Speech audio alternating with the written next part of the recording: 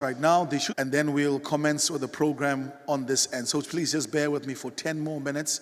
There's just one switch that you also need to do from the technical side, and then we'll continue with the program at exactly 2:40.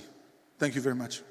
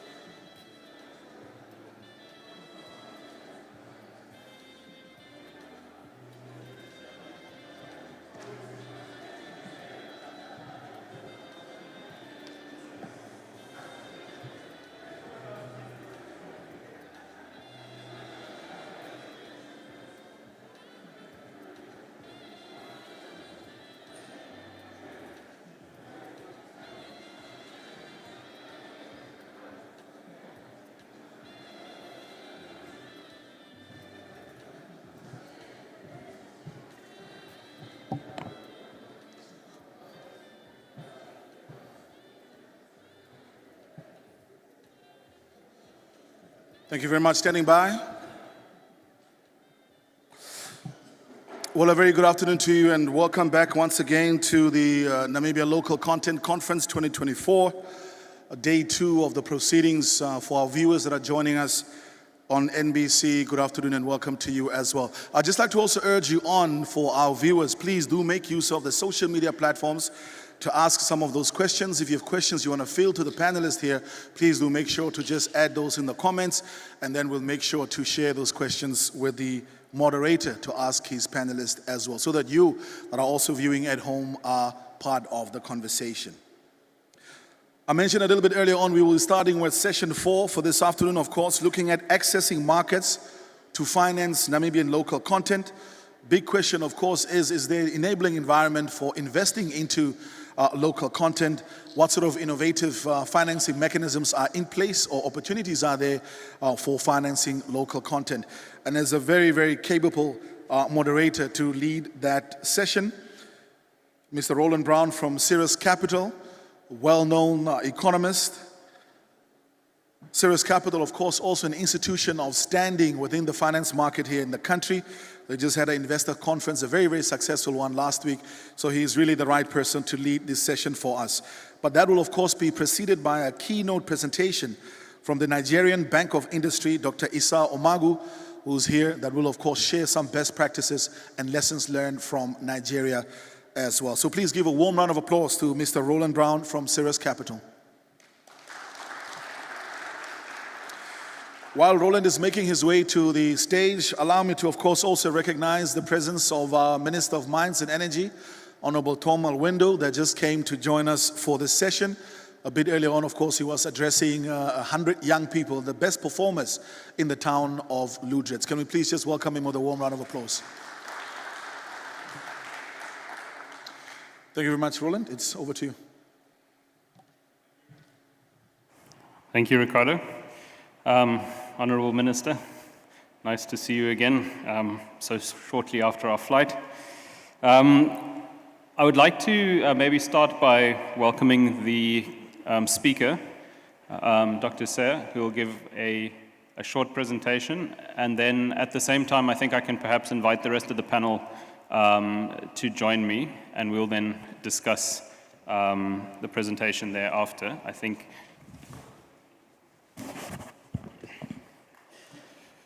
the panel members, I think, can briefly introduce themselves and give us a little bit of background on yourselves. Perhaps we can start immediately to my left. Itembu, perhaps you can. Good afternoon, everyone. Itembu Shitula. I work at Standard Bank. I head up the oil and gas portfolio there within our corporate and investment banking team. Thank you. Eric? My name is Eric de Waal. I represent the Development Bank of Namibia. I always tell people I have a funny portfolio because it's more like a catch-all. So anything that doesn't really have a home in the bank, it ends up with me. So homeless Eric, thank you. Lionel? Thank you, Roland. So my name is Lionel Kannemeyer. I'm the Managing Director for Old Mutual Investment Group.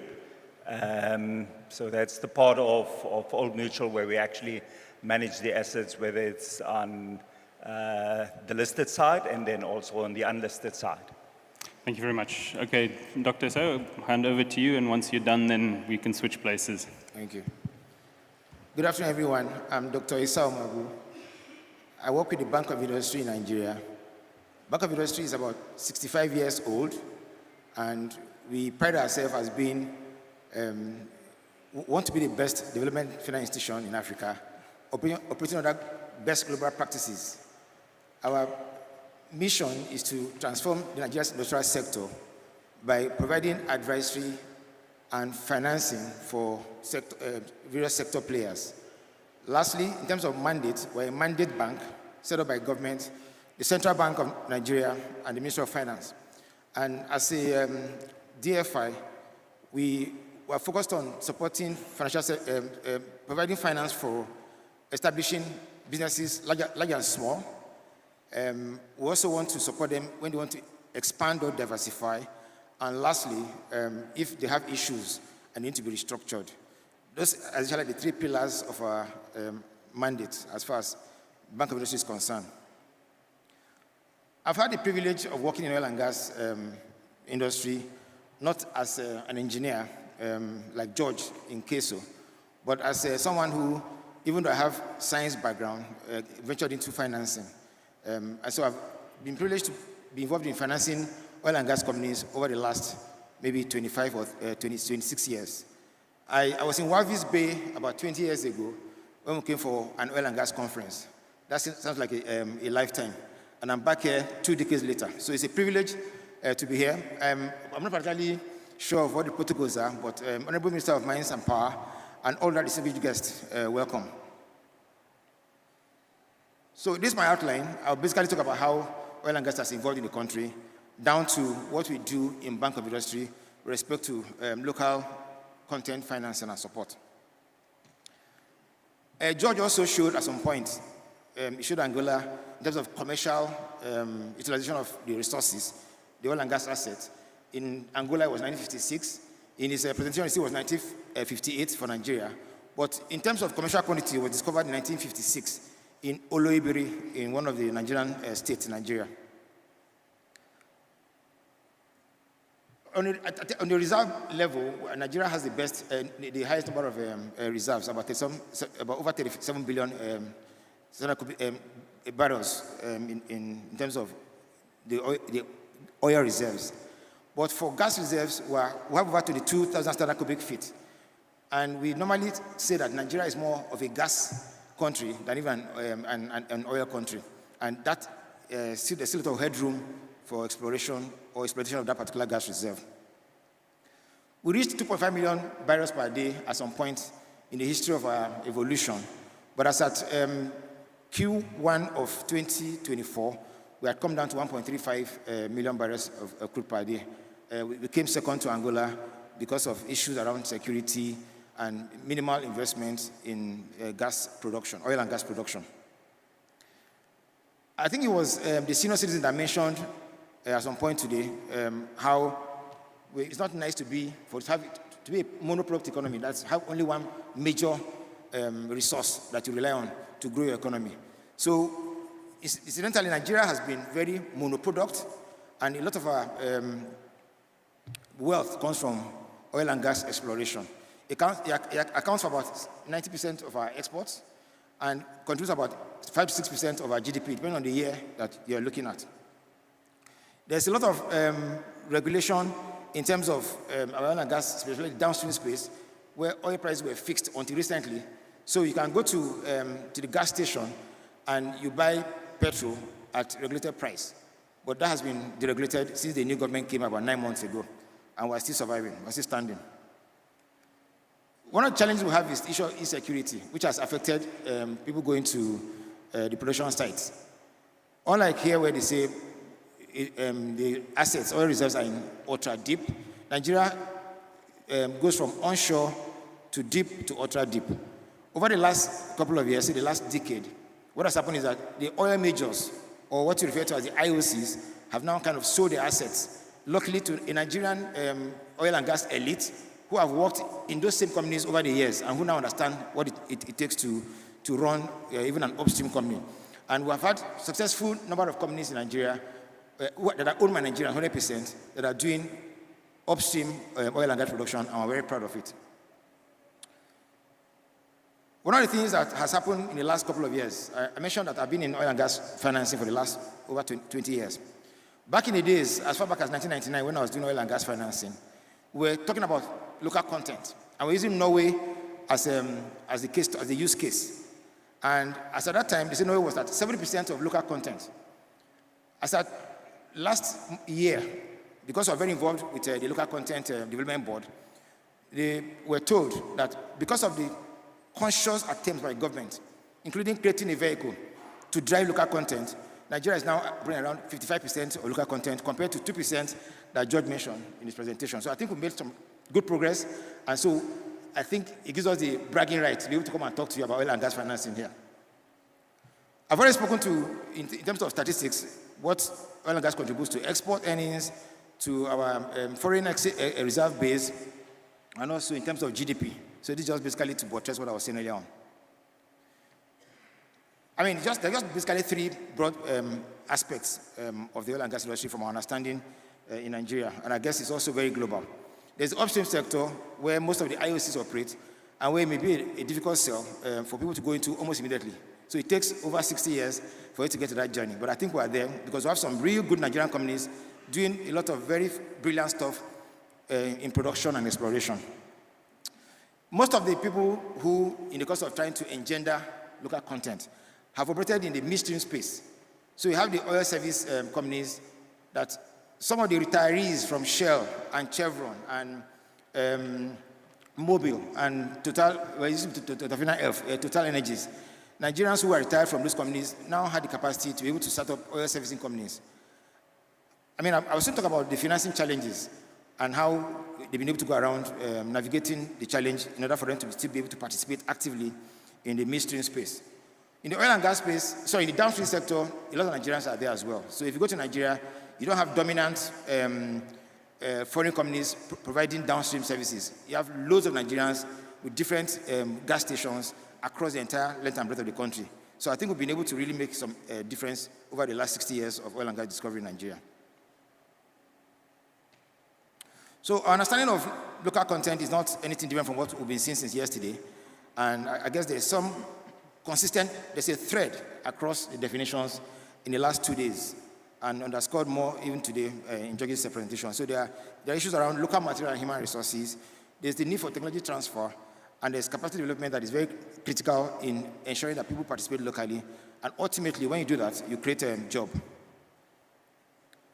The benefits are quite large. And from my experience, what typically happens is when you have more Nigerians or more locals getting involved in the entire oil and gas value chain, what happens is they are able to domesticate their experience, and because it is us that are involved, we are more likely to be committed to expanding our support for the local economy. And ultimately, it will also lead to job security. And local businesses will normally give back in terms of CSR, corporate social responsibility. And it promotes a sense of community and patriotism as well, knowing that we are really proudly Nigerian doing our own stuff. And ultimately, because there are many Nigerians being challenged, it helps to engender entrepreneurial aptitude. When MTN was coming to Nigeria in the year 2001, they did a normal cash flow modeling. And because they don't understand the underground economy that is there in Nigeria, they thought that in 5 years, they will break even. MTN are here, broke even in 9 months. That's the strength of the local economy and the things that you can do when individuals will take charge of their own destinies and not wait for everybody to give them a chance. A lot of things happen in Nigeria, not because of government. It's more of despite government, because the individuals are willing to take their destinies in their hands and get things done. So we're very entrepreneurial, to the glory of God. What are the constraints that players face in this country? Breaking down into the guys who are in production, that is upstream, the guys who are in midstream, and also people who are typically trying to aggregate their services.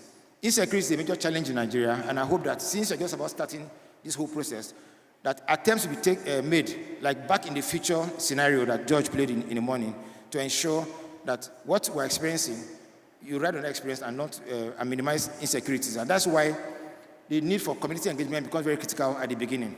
And even arranging financing to support local content for community environments can become a critical success factor as far as local policy content is concerned. And then, of course, the issue of infrastructure. Again, that can never be believable because there's so much of the challenge we have with infrastructure. A couple of years ago, about the year 2002, there was so much narrative about Africa being a dark continent.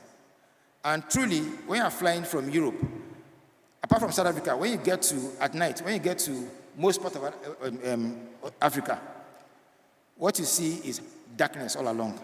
When I was coming here 2 days ago, and we left Nigeria at about 10:30 p.m., and I looked down at Lagos, I was proud that we've made some reasonable progress because it was no longer dark compared to what I saw 20 years earlier.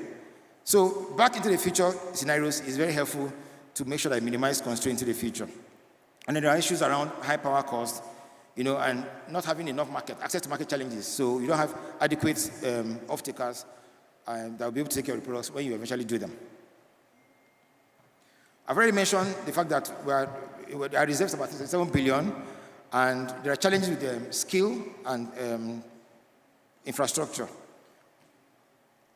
Because of the fact that prior to 2010, when the policy on local content was made an act, and that act eventually also created a vehicle that will be able to ensure that there is an agency that ensures the local content policy as articulated in the policy are downstream in terms of benefits. Most of the jobs were taken overseas, and most of the monies that should stay within the economy also was not in our environment, because the IOCs will finish all their coupling, come with the people, the engineers who put them on ground, and then they just leave us with our own devices. But that is changing because of the deliberate attempt by government working with policy and private people to be able to downstream the benefits of oil and gas in the country. In our experience, there are all sort of problems we encountered over the last couple of years trying to drive local content. Some of the problems are inherent in the structures themselves. So we talk about SMEs, because I didn't ask about Namibia then, but I asked about Nigeria. Why is there no Nigerian company that is in any of these sectors that is enjoying these funds? And by the way, there are plenty of funds in the world looking for where they can invest once there are certain things that are in place in that environment. So environmental factors are critical in bringing access to finance in our environment. It's because you can't find credible vehicles. So perhaps the first thing anybody should do if you're in Namibia and about to really become very big in local content is to ensure that you set up a structure that can be relied upon, so that when the money comes in, that money will be put to where it's supposed to be put, and that can make all the difference to attracting finance to your local base. So there's the issue of poor corporate governance. It can be a problem to accessing finance, whether it's locally with local banks or international companies. Money will always find, what I always find is level. Money will always go to where they can get the highest possible return, regardless of all the risks that people talk about all the time. The government is also very critical, because if the environment is not enabling, the cost of doing this is very, very high. So government needs to really provide the environment for businesses to be able to thrive, especially when people are very reliant on government. We can never communicate the issue of manpower development and capacity building.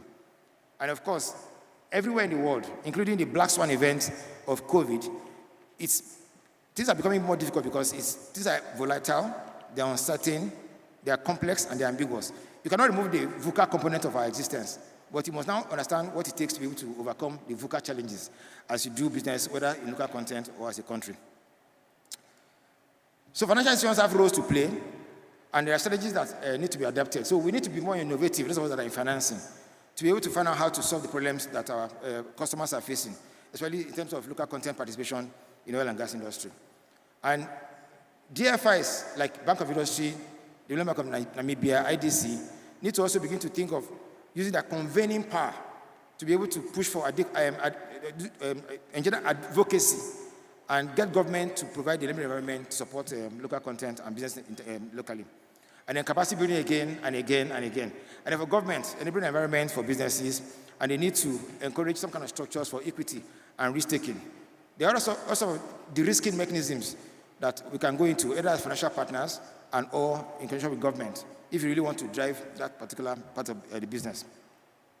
And again, government needs to begin to look at regional integration things so that it will be easier for me to fly to Ludres or to Windhoek instead of taking 3 days to fly within Africa. Back in the days, I used to work in a bank called Guaranty Trust Bank, where we're doing regional expansion. And to fly to Gambia, where we had the subsidiary, you first of all fly to Heathrow Airport in UK, and then you take another plane from Heathrow to Banjul in small Africa. So there are also challenges, and I think maybe the after can be helpful in the way we relate, so that we can quickly allow material resources and human resources to move freely intra-Africa. So who are we? I've already mentioned what our vision is, what our mission is, and our mandate. We really want to be the best development finance institution in Africa. With due respect to my colleagues who are in this space here in Namibia Development Bank.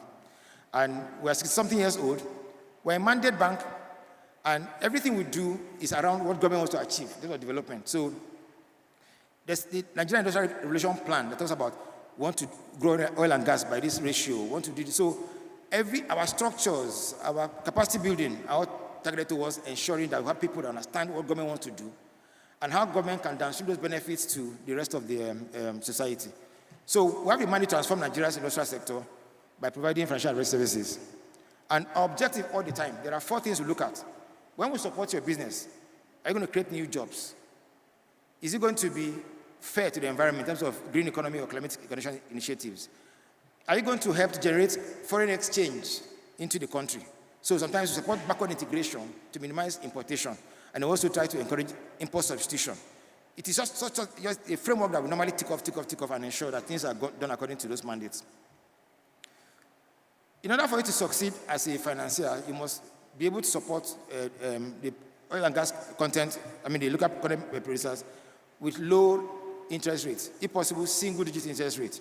And it has to be long tenor for it to make sense because the contract may be longer than what you can typically finance.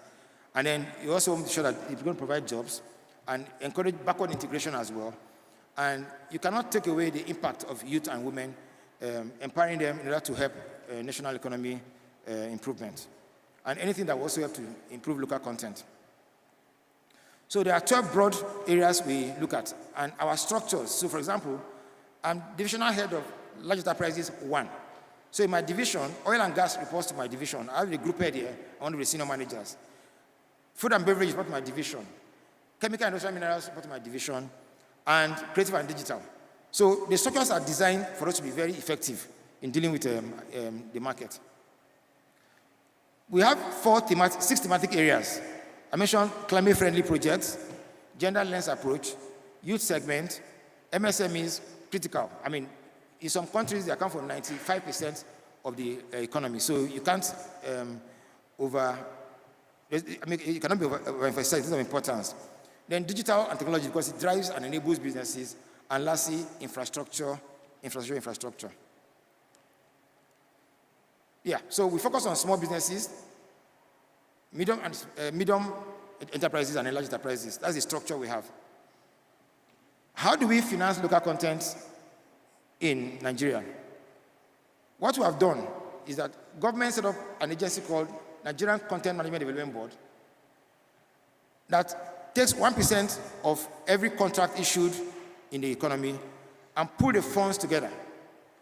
And they've given us that fund to manage because we know how to manage funds and we do it transparently. So when you have concerns about transparency or about corruption, that is reasonably mitigated by virtue of the fact that we, Bank of Industry, do things properly, and also because we are a bank and we know how to do it. Instead of leaving it in the hands of the government people who work in those ministries to manage. Not only do we apply the funds based on best banking practices, we also invest the funds and we're able to generate more money for the government agency to plow back into that fund in order for us to be able to do more businesses. So we have a local content policy that came up in 2010, and in that particular policy, there was provision for the board to be constituted. So we're now working with the board, and the board came up with a Nigerian Content Intervention Fund, which we're managing, and it's about $350 million. 50 is for manufacturing, and 300 is for different aspects that I will show very quickly. So we use the money along these lines. For refinancing, some of the companies, local content companies have gone to borrow money from commercial banks at market rate, double digit, and it's killing them.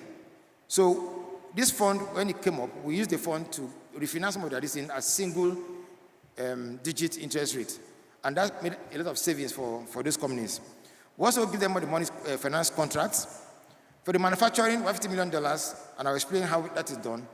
And then for asset acquisition, I mentioned the need to support the community people. So if Lutheres is the community where oil is being produced, then the people, by all means, should have some benefits of having those assets, much more than somebody in another part that doesn't have that kind of oil and gas assets. So that emphasis is very important in the course of doing supporting financing. One of the things we do to ensure that, in terms of monitoring evaluation, is we have strategic meetings with NCDMB, we do quarterly review sessions, we have joint monitoring visits. M&E cannot be overemphasized. They have customer fora where we meet with their customers to discuss and co-create solutions to the problems that they're having in the market. And lastly, we do yearly audit to ensure that there's proper governance. I'm not sure what my guess. I'm rushing it. I hope I'm okay. So, what NCDMB has done, that's the government vehicle that is managing the fund that they get from all the oil service companies and the IOCs. And I said they're giving us the money to manage on their behalf. But despite the fact that money is available, there are challenges with infrastructure. So they've set up oil and gas parks. They have intention to have 6 regions in the country. But out of this, there are those areas that are producing regions. So they've set up oil and gas parks in those 6 regions, in those 6 oil producing states. And in that particular park, they provided all the infrastructure. So it's plug and play. Now, when you subscribe to that, it means that you're going to enjoy that in-country production of the things that typically would have gone abroad to import and send away foreign exchange. With the parks, Nigerian companies that are local content players are now able to establish their businesses in that oil and gas park and come and plug and play and begin to produce those accessories that they use in the rigs and in oil and gas production. 2 of them are going to go live maybe next quarter. The other 4 are under construction. And so there's infrastructure provided, and there's funding with BOI at 5% per annum. And you have a moratorium as well. So I think those are the ways you can incentivize financing and ensure that people are actually able to do what they plan to do with no constraints. So what our scheme does is it provides local manufacturing and value addition capability. Local players are able to really produce and no longer import and ensure that we conserve our foreign exchange and develop competencies. And then ultimately, hopefully, we start exporting to Namibia until Namibia also begins to catch up on some of these initiatives. And then there's opportunity for research and innovation. Then we have infrastructure and employment generation. So you can take up to $3 million for the local manufacturing with a threshold of $250,000. And it's 5% if you take dollars and 9% if you take naira. To put it in context, to borrow dollars in Nigeria, probably pay between 15 and 20% in dollars. But this is at 5%. To borrow naira, given recent devaluation and inflation, you're going to be paying about 32% to borrow naira. So these incentives have a way of ensuring that people are able to access funding and do their business and still be profitable. What are the key success factors that we've experienced or we think is necessary for us to succeed in terms of financing local content? We need governmental support at ministerial level and the bank's board level, and we're getting it very strongly. We have off-track or fast-track approval processes. In the last couple of years, our processes have been digitized. So while we're here in Luderis, we're doing approvals, even at our levels, and we're not in the office to do it. So we're making this very fast. We're working with DMBs, deposit money banks, and other participating financial institutions to come up with solutions that can help to support local content players. And then we're constantly using our convening power to drive advocacy initiatives. And we are building capacities, so we have people who understand oil and gas financing and can come up with solutions that can solve the problem. I've always mentioned the fact that our processes are automated, and then we continue to have fora where we meet with the local content players to build capacity, both from financing and advisory perspective. And we are constantly trying to make a lot of noise about what we do as a bank. I guess that's why we're also here, even though we don't have a booth yet. Maybe next time we'll have a booth. So this is us. We're in Lagos, and we're across the country. Thank you very much for listening. Thank you very much.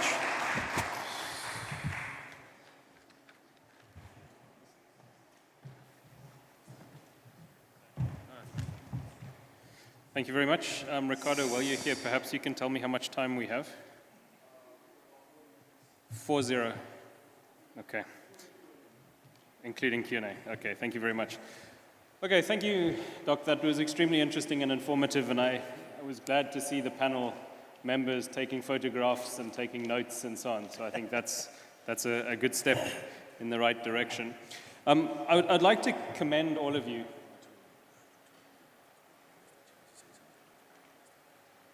Okay, sure. I'll hand back to Ricardo for a moment. Thank you very much, Roland. I've been pushing around Roland for so many years now. I just pushed him around last week, and now I'm again pushing him off the stage.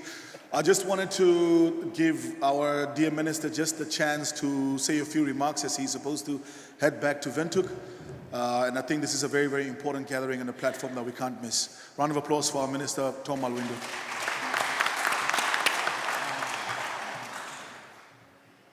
I'm so sorry, Roland, to disrupt your thing. Good afternoon, everybody. And I can see there's a lot of interest in terms of oil and gas and local content. I am quite happy to see some faces. I just want to see how many people in the audience are from Lüderitz. Just how many from Lüderitz? Very few. Very few people here are from Lüderitz. And I just want to say, you guys from Lüderitz, you call yourself Buchters, right? You are Buchters. But the way I see things happening here, we are going to forget about who's a Buchter, who's not a Buchter, because now we got everybody coming to Lüderitz to see what's going on. So I'm really just passing by, but I just want to have just one message to those who are here. I'm sure you are here because you want to participate in the oil and gas industry in terms of local content. And I have listened to the presenter about the local content in Nigeria. I was in Nigeria not long ago when they had their International Energy Conference, and they explained exactly how this is going to work. One thing, I'm sure there are two things that we need to have for it to work. Number one is for us to make sure that you have got the correct legal framework, the correct policy framework that sets out exactly what it is we want to achieve. And all of us agree that that's what we need to achieve. And that is our responsibility. Of course, with your assistance, with your input, that is our responsibility to make sure that we do have the correct legal framework in place. The second thing that must happen is that you, as the operators in local content, you need to be serious about it. If you are not serious about it, and therefore not, I also saw something about the skills and everything else, because the excuse will be like, we don't have the skills, we don't have the money, and therefore nothing can happen. While that might be true, it should not stop us from us actually to make that happen. And therefore we rely on you as well as Namibian business people to make sure that you are going to make this happen. And I'm hoping that we are following this discussion because we need to understand, and therefore we need to prepare ourselves in order for us to be able to play the role that we need to play. So I look forward, for example, the NCCI, and that you have arranged this. As you know, we do have our local content policy, draft policy that is still available, that we are still actually discussing and having input from the public. I would like, through this platform, I would like to request that we get something in writing from the NCCI as the organization that represents business people, who I believe will be now the operator in the local content sphere, at least to give us something in writing how we can improve that local content policy. Because as I say, if we get it wrong from the beginning, we never succeed. So with that, again, I'm sorry to disrupt you. As you can see, I'm not dressed for the conference. I was just passing by. I wish you all the best, and then we continue to have this discussion until we get it right, that we have got a proud local content framework that we can all benefit from as Namibians. So thank you very much, and all the best.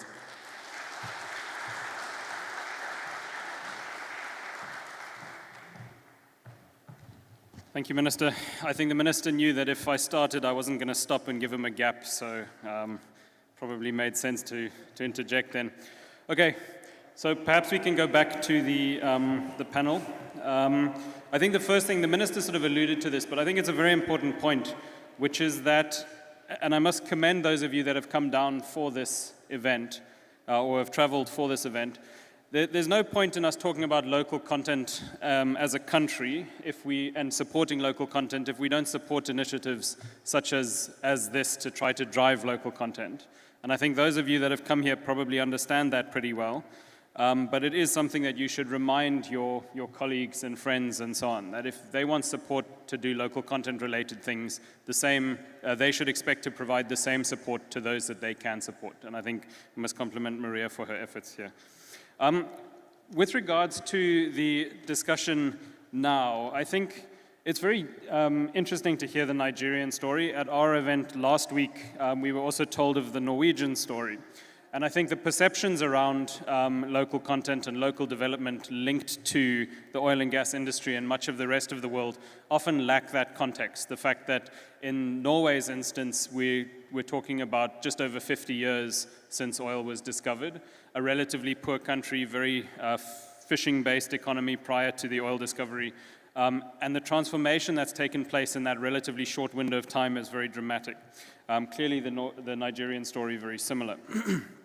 And I think this is basically the conversation that we as a nation are now having. And it's very important that we do have this discussion because the resource that we're talking about is 250 plus kilometers off our coast. So how do we ensure that Namibians broadly and that Namibia as a country benefit from that? And one of the big questions, of course, is around financing and access to financing. So perhaps my first question to the panel, and I'll ask a handful of questions and then we'll open it up to the audience. But perhaps the first question to the panel is, what exactly are we talking about when it comes to funding local content? Are we talking about funding the oil and gas, the IOCs themselves? Are we talking about funding Schlumberger and Halliburton and the tier 1 contractors? Or what specifically do you see us talking about when we talk about this, so that we can narrow the discussion down, I think, into something fairly relevant? And perhaps we can start with the two gentlemen in the middle. Maybe Eric, why don't you kick us off?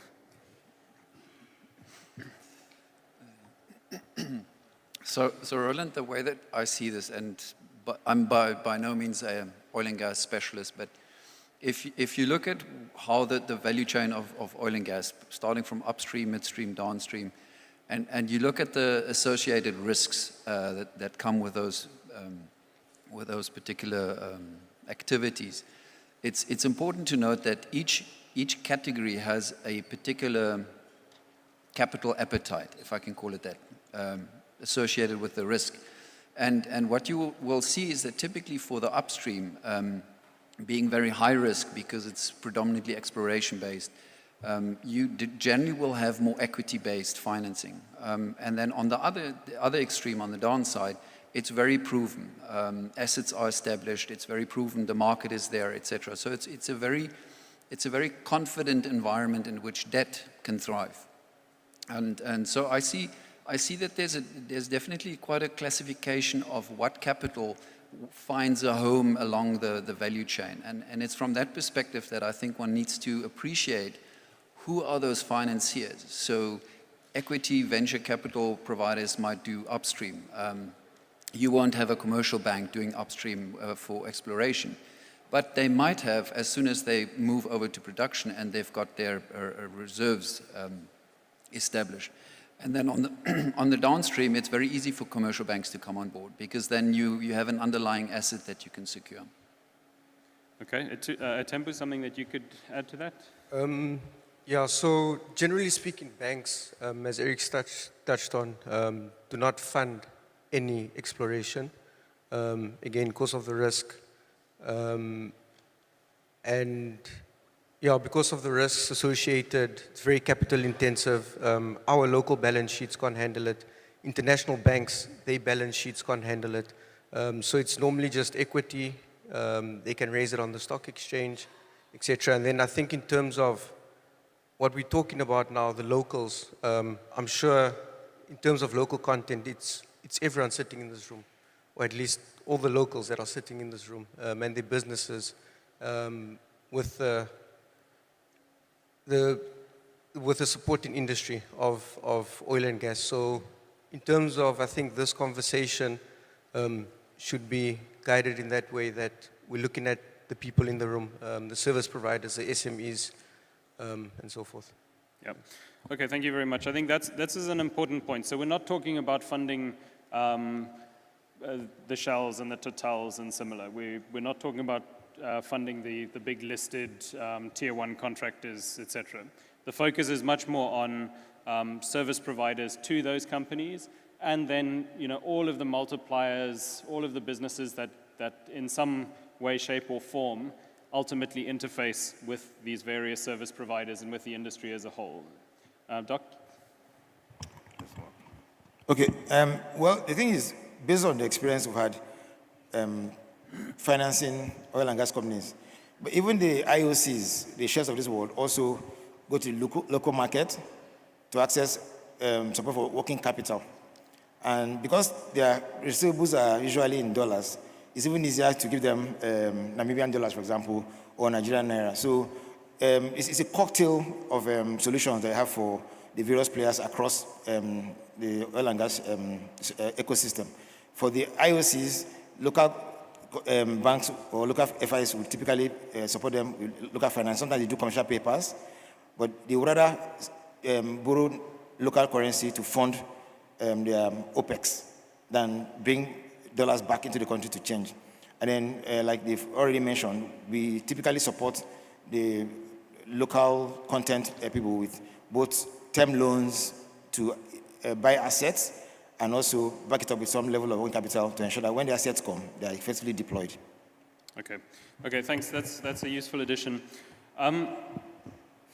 Perhaps something that we can then discuss that's sort of Namibia relevant is just as a starting point. I think many people, and Eric, I think you may feel I'm picking on you, but as a starting point, many people looking to finance businesses in Namibia that they feel is somehow linked to oil and gas or mining or other activities, they are likely to come and knock on your door at the development bank. What are when it comes to an oil and gas related business, how do you approach this? What are the sort of challenges and opportunities that you can see in that space? Okay, so we're talking here about clients that are servicing the industry. I just want to make that clear, because those are typically smaller scale businesses, less established, very likely services based, and don't really have the underlying assets to provide for collateral, for debt funding. So when they come knocking on the door at DBN, we typically look very much through to the market that they're servicing, and it comes down to ultimately the market risk. And if you look at, and this is now not oil and gas, this is across the board, but typically on those scale of businesses, they would come to us and say they've got a contract to deliver on a certain output of goods or services. And with DBN, we can pretty much bank that contract, provided that whoever provides that contract is a fairly solid credit. But on the other hand, if there's no underlying contract or offtake, if you want to call it that, then it becomes very tricky. So debt funding is a bit of a peculiar animal, because it does need some certainty in terms of how you will repay. And if there's no offtake, no security in terms of how you're going to repay that, then we would have to place a lot more emphasis on the collateral side of things. And this is where it is unfortunately very tricky, and as the presenter has pointed out, it is quite a challenge. So for DBN, the way that we package it is less emphasis on the collateral. So we try and look at the project by its merits, and trying to really understand that market risk. So can we take that market risk, and should something go wrong, then at least there is some collateral they can provide. They don't have to provide 100%, but they have to put some skin in the game. Thanks, Eric. I think a question that many Namibians are asking around this is that they see a potential catch-22 here. So in order to get the contract that they can bring to a development bank, they need to be doing something in that space. And in order to do something in that space, they need the funding. Doc, perhaps you can give us some input into how this was dealt with in Nigeria, and how you deal with breaking that catch-22, because that's likely to be an important lesson for Namibia. Okay, so when I was presenting, I mentioned the fact that there's some Nigerians who worked with the upstream companies and who either had reached the point of retirement or see opportunities like is ensuing in Namibia and decide to exit early. So when they come to the banks, for example, to ask for money, like Eric mentioned, if the thing is very speculative, you don't like to get debt financing. However, in making arguments to provide debt financing for some of those kind of people who, you look at their own core industry experience. So when the guy comes and says the company is a new company, but the guy who started that company worked in Shell for 20 years. So you're giving the money based on the guy's track record and capacity to be able to deliver. And then you can now also, especially when they have a contract, combine that. So he has the track record based on his own personality, and then he has a job with a Shell. And so you're sure that when he gets the job done, because the first thing what about is performance risk. Even though the company is new, but the guy is not new to that business, so you perform, all things being equal. And then there's a Shell or a Chevron who has given the contract. Part of the challenge that some businesses have at the point of trying to set up their own oil service companies, and again, those are the issues that have to be discussed, even as we're discussing this thing in Namibia, is the need for the IOCs to also structure the contracts in a way that you can front load some of the payments to the people who are pricing. So once you have checked that the person has capacity to be able to perform, and probably have a performance bond, then don't wait till the end for EPIC contract to pay. Over the years, at the point I was working in like Edu Leris in Nigeria, Port Harcourt, and when the local oil service companies come to borrow money from the bank, and you look at their contract, there are milestones, but the IOCs want to pay them back end. Meanwhile, if a Halliburton, or a Schlumberger is getting this thing, they pay them most of the money up front. So they have the money to go and bring the equipment. So why are you giving the locals money back end when you know they have challenges? So that's another critique of providing support, where the IOCs who have tested that this guy can do the job will give them enough money up front to provide the assets and then eventually deploy those assets. So I think that is very critical because of structuring. Thanks a lot. I think that challenge of sort of getting the supply industry and so on started is one that Namibia really needs to wrap its head around. And I think this is quite useful. Lionel, perhaps we can come to you. I think what we've been talking about to a large extent is more of a sort of MSME, newer businesses, perhaps some expansion in existing businesses and so on. But in the room here, I see quite a lot of people from state-owned enterprises, large infrastructure players, etc. Over the next few years, there's a high probability that we're going to need to do quite a lot of expansion in these sorts of areas. Eric and I earlier were just talking about how it would seem a conference of this scale pretty much fills up the capacity of the tourism facilities, the hospitality facilities in a town of this size. There's going to be port upgrades needed. There's going to be all sorts of airport upgrades needed, et cetera, et cetera. What can the private sector do? What can the likes of an Old Mutual and your industry colleagues, what can they do and what sort of role can you play in this space? Thanks for that question, Roland. I think it's important to understand that, the oil and gas sector, as you've so rightly indicated, needs a whole ecosystem in order to support it. And it's in that ecosystem, whether it's the local authority, whether it's private companies, they need to put up certain infrastructure to be able to support this new industry. And I think it's in that vein where Old Mutual can play, with the funds that it manages, quite a critical role in the sense that, we do have some dry powder, so we do have capital available where we can invest in large infrastructure type of projects. And this can be in both equity, quasi-equity or debt, so depending on the specific nature of the project, we can get involved in various ways. But it's important, for everybody to understand, as an investment group, typically what we would do is we would raise capital. We would then, through the funds and mechanisms that we've got available, deploy that into these various projects, but obviously we need to go through those various governances. And also critically important is that when we get the capital from the investors, whether it's pension funds or the life company or life companies, you know, they also come with a certain mandate, which then prescribe, you know, in exactly what form or fashion, you know, you need to deploy that capital and what your return hurdles should be.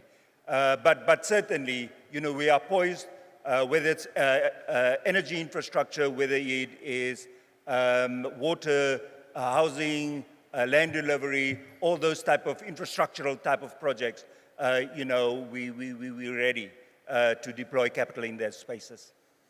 So we're talking pension fund money, Namibian savings actually going into kind of key critical parts of the industry as a, you know, from a service provision perspective. Absolutely, 100%. Great. Tembu, I think your colleagues, I actually can't recall if you yourself did, but I recall some of your colleagues went to visit some other countries that are in, you know, perhaps a slightly later stage of this process than us, the likes of Guyana and similar. From a bank perspective, I mean, there must be a lot of lessons learned from those sorts of exploratory activities. What do you find? What are the sort of products and service offerings that, you know, people are looking for and that you as a bank can potentially support? Yeah, so I did join them on some of those visits. I think in terms of a Standard Bank group, we do have partners. I mean, we do have banks in the likes of Nigeria, Trader Stanbic, Ghana, Mozambique, and we've been quite involved in many of the projects there. I think the biggest thing, or the biggest learning that we've taken away is to come up with innovative products that also are available in foreign currency. Because we do know that oil and gas, it's a US denominated industry. Some of the examples that I spoke to yesterday are part of Nigeria, do come from Nigeria, like the Nigeria LNG Local Vendor Scheme. So what actually happens in that scheme is that Nigeria LNG provides a guarantee on behalf of the local vendors. And in that, I think that facility is about 1.2 billion US. And in that, we do have the local banks, the DFIs, that are participating. A Standard Bank alone is about 200 million US. This obviously grows the local vendors, and then it also improves project delivery and turnaround times. And I think mentioning these big amounts, this is where the likes of the DFIs and the old mutuals partner with. Contract from a credible, with a credible off-taker, etc. What would be the kind of critical things that you'd be looking for, you know, for persons in this audience to approach you with, you know, a business to perhaps supply something to a direct participant or an indirect participant in this space? Yeah, Roland, so contracts are the key thing. I mean, if you look at the likes of Total, Chevron, Shell, they are credible debtors. And if these guys, they do their own due diligence. And if they give you a contract, you're most likely you will get the financing from any of the institutions. Besides for that, the one issue that we have been experiencing,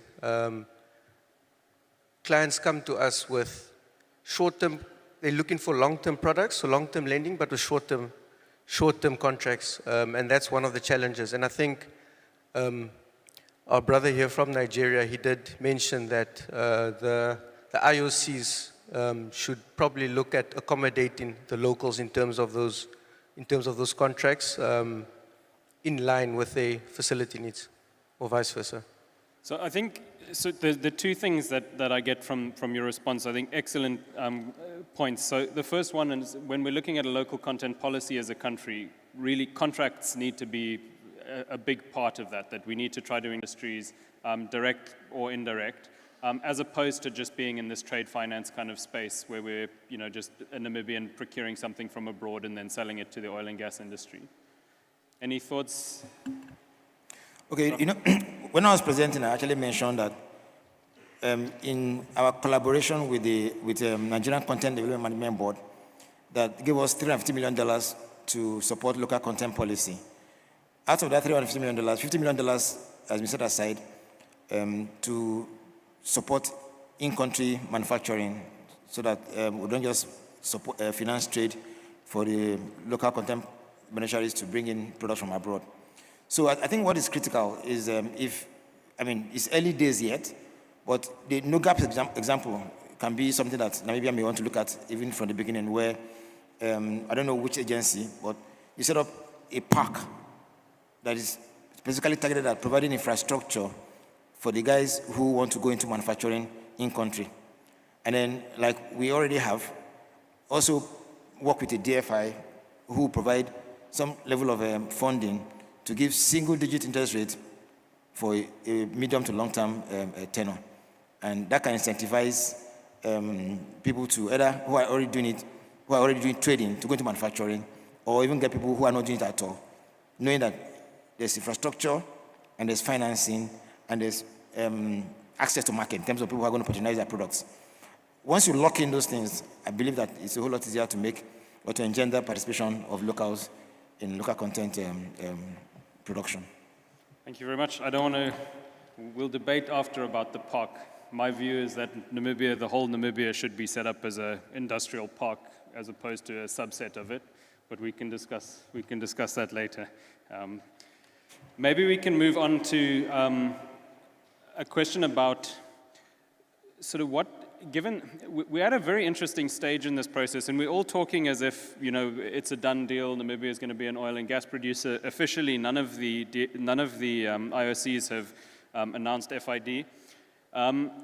But given all of this and the fact that it looks very promising, what can individuals, businesses, etc., be doing now already in order to get themselves prepared for the industry? And obviously, with this panel having a financing background, specifically for financing. And Eric, I think you mentioned something about this earlier, so perhaps we can go back to you. Thanks, Roland. But before I answer that, I just wanted to, on the previous point, because it links into that, is the one critical thing here is, which probably also feeds back into the quantum of local content that you sort of enforce on those companies, is it comes down to volumes. How much can they give to local companies for them to justify the economies of scale needed to produce? So with that in mind, there's definitely two distinct companies that I see would emerge here. That on the one side, you have established entities, metal fabricators, engineering companies, etc., that are established, but they need to take that next step to really scale up and support. And then you have those greenfield, completely new businesses, but they also need, for them to really manufacture and do this profitably, they also need that required volume. Now with that in mind, the important thing is for both of them is, first of all, step one is that they need to be conscious that the oil and gas industry is very regulated. You really have to make sure that you have all your standards in place and you have the right frameworks in place, etc. You can't just pick up a machine and start producing bolts or whatever and then think you can supply the industry. You really need to make sure that you have everything in place to meet those necessary regulations that they have to comply with. So with that said, both of these companies have the same challenge. The ones that are already established, for them to take that step change, it's easy for them to get ready now. So they don't even have to wait for FID. They can start working now towards getting everything standardized, getting those necessary frameworks in place. And even if FID doesn't happen, it really takes them the next level that they can become international players.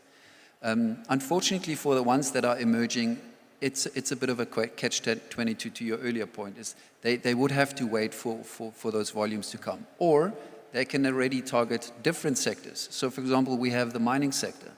The mining sector has a lot of goods and services needed, and if there are niches in there that they can already start targeting, set up your business, build it up, and then when oil and gas comes online, you can literally just swap over, because oil and gas is not a very unique in the type of goods and services it requires, it's fairly easy to apply the same companies over. So that, I do think the critical thing is volume to manufacture, to your earlier point. But then secondly, it comes down to they need to be prepared. And even if it doesn't come off, it really takes them to the next level that Namibia can become really an exporter of goods. And then you inevitably have that economies of scale. Lionel, any thoughts on that question? Roland, when I look at it, like I said, and I think the comment was made earlier when Namport was sitting here, it's that chicken and egg. We can't wait, for this egg to hatch. We need to be prepared when it does. And unfortunately, I'm looking at Busy now, sitting right in front of me. I mean, we're sitting with the Lüderitz Airport, and I'm sure they've got plans on how to expand that, for in the event that this industry take off, because that airport is going to be extremely more busier. So I'm sure they've got their plans, and they're most probably talking to financiers. He's definitely owing me a coffee so that we can sit down and discuss how we can get involved. But it's the electricity infrastructure around it that needs to be resolved. So certainly, as financiers, we can get involved in those things. And I think the industry needs to be ready, to pull the trigger at any point in time. They can't wait for the first oil to flow. Then it's a little bit late. Thanks, Lionel. I think this is a critical point that we need to kind of wrap our head around as a country in general, which is that we are, as much as we don't like to admit it sometimes, perhaps a little indecisive at times. And when it comes to an industry of this scale that can move as quickly as this industry can move, we could very easily get left behind if we're not a bit more decisive. That doesn't mean, not following due process. It doesn't mean doing things improperly. But that decisiveness is something that could cost us dearly. Doc? Okay, now I was just going to say that, how they say that opportunity meets preparedness? And to buttress the point that Eric and have made this, you're in Namibia and the industry is evolving, but you can have a global mindset where your thinking is global, but you're acting locally. And so you begin to think of what benefits are going to that will accrue to you when it starts. And so one of the things you do, and these are global ways of tendering. You can now begin to look at what does Shell look out for? What does Chevron look out for? And if you look at their tenders in the papers, you can begin to prepare yourself so that when the opportunity comes, when you have FID, then you run with it. But if you can't start when they started tendering. And there are companies already, maybe because of issues around maybe funding, some companies already exist. They may be in the mining space. But you can have an R&D part that is going to look at oil and gas, where you can put some of the money from revenues, profit from the mining space, where you're getting some money, and they begin to invest in R&D towards when the FID will happen, and can start reaping the benefits. So you need to start small and start well. And you cannot also take away the issue of corporate governance and make sure that you do things properly. Yes, I think very important. Make sure that we do it properly. Roland, maybe just a quick last point on that particular matter. When you think of the town of Lüderitz, just in terms of various nodes, I had a discussion with the town council not so long ago, in terms of the various nodes, that how they need to develop, whether it's industrial parks, whether it's housing development, so all those things, you almost need to have ready your environmental studies done and so that, these things need to continue so that, when the airport appoints more people, there's space for them to stay. And all the supporting infrastructure around it. So, and that's why I keep on saying, it's an ecosystem and they're interdependent. Yep, I think very good point. If you just look at the number of free school seats, the number of free hospital beds, etc., across the country, we're certainly not in a position to deal with a huge increase in in demand for those things. Yeah. I think I've kind of lost track of time due to the intervention from the minister earlier. So I'm just going to do one more question. I don't see Ricardo sweating too heavily. Do one more question to the audience. Sweating a little bit. One more question, to the panel, and then we'll turn to the audience. This is a little bit of a cheeky question, Tembu, so let me go to you. I recently received an invitation from Standard Bank to sit on a panel about ESG and the oil and gas industry. So tell us a bit about ESG and how ESG and IFC performance standards and so on, how we're going to make sure that those don't get in the way of. Obviously, we must care deeply about the environment, social issues, and governance, but how do we ensure that the zeitgeist, the religion of ESG, doesn't stop Namibia from taking advantage of what's potentially a huge developmental opportunity? Yeah, I think we're on the same panel, actually, at that event. I hope we're not going to argue then. Okay, so if we look at, first of all, we need to look at the country, look at our national agenda. One of the things is energy security. I mean, we're importing so much electricity from countries that are experiencing load shedding. I think almost 70% of our electricity is imported. The second thing is that we do not, about 50% of the population has access to electricity. But if you look at most developed economies, the way that they got developed is that energy security and access to electricity or energy is perfectly correlated to development. And I think as a country, we need to make sure that we do grow that. So from the social aspect, that's ticked off. Environmental aspect, if you look at all these new African developments, we expect all of them to be scope 1 and 2 net zero. So that should also be fine. And in terms of the banks, most of the banks do have ESG policies in place, and our financing is normally in line with the Equator Principles as well.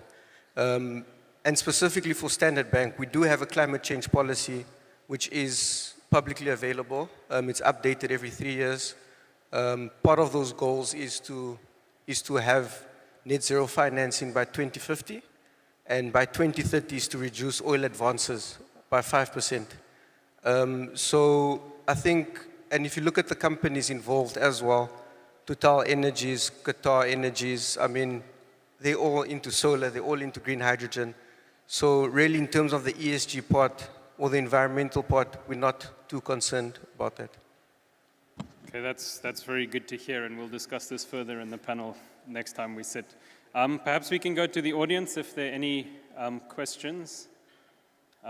Is there a microphone or someone with a loud voice? Here comes a microphone. Perhaps we can take this young... let's start at the back there while the microphone's there, just to speed it up. Yes, ma'am. Please let us know who you are and who you would like to answer your question. Good afternoon. My question is to the three gentlemen. Just a bit of context. I am a final year law student who has a passion in oil and gas. So the previous panelists were just speaking on supporting skills for those that are coming up in the industry. So is there any plans on financing as well as students, or is it just mainly for enterprises and businesses? Sorry, who is the question addressed to? Development Bank? The three gentlemen, yes. The Namibian gentlemen. From Standard Bank, Development Bank, and Old Mutual. The three Namibian gentlemen? Yes. Eric, you've been nominated as the starter on each round, so you might as well continue. Yeah, sorry, I look at my colleague, he's also looking at me whether he understood the question right. So let me just try and repeat it to make sure I understood it. So you're asking whether there are products to support emerging entrepreneurs. Plans for students to give skills for those that are emerging in the industry. Because in the previous panelists, we just spoke about supporting those that are skills as well for the industry. Okay, I think I got the question. So apologies here. The speakers are in front of us, so it's quite difficult to hear what the question is. So the question is, are there plans in place to support the skills development for the industry and for personnel looking to work in the industry, or is the focus more on institutions? So I can maybe answer on that from Development Bank's point of view. We have quite a few initiatives that really try and help the young upcoming business people. So in terms of plans, we already passed plans. We've already implemented certain things. So I can share maybe that the one product that we've fairly recently, I think 2 years ago or something, implemented was it's a young professional, a financing product where somebody that has studied something, but they don't have the equity nor the collateral to provide, and we would look at them purely in terms of their professional capability and then provide some funding to what they want to do. We also have a mentoring and coaching program, and the colleague responsible for that, I saw him in the audience, but if you feel like having more detail, he can share on that. But essentially what it comes down to is when businesses come to DBN for funding request, then we can also attach them to that mentoring and coaching program to ensure that they have the necessary guidance to develop their business. So, and this is across the board. This is technical, financial, governance, etc. Whatever is needed for you to develop your business in the right direction.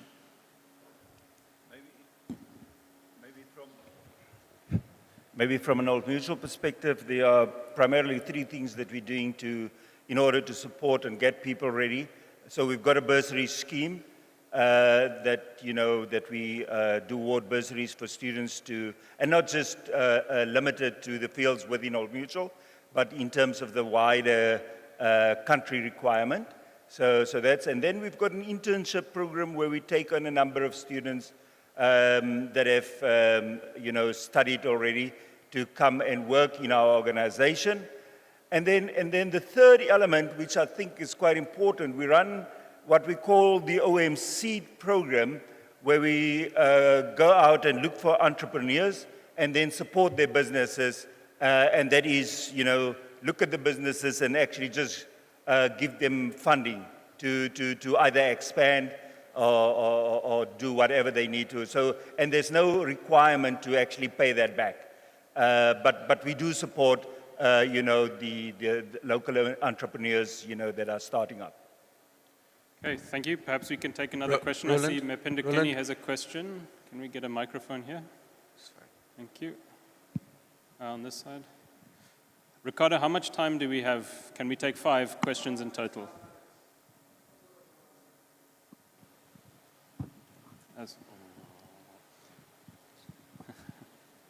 Good day, ladies and gentlemen.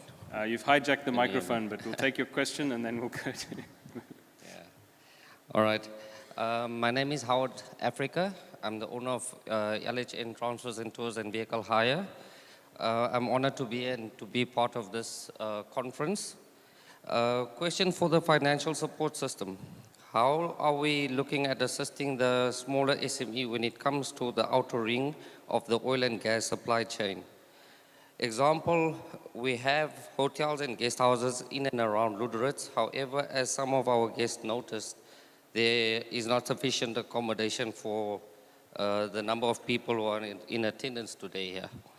So my question remains, if I were, or any other SME in attendance, would want to build, example, a hotel, knowing there is a demand without any contracts in place, how can we go about financial assistance to this regard?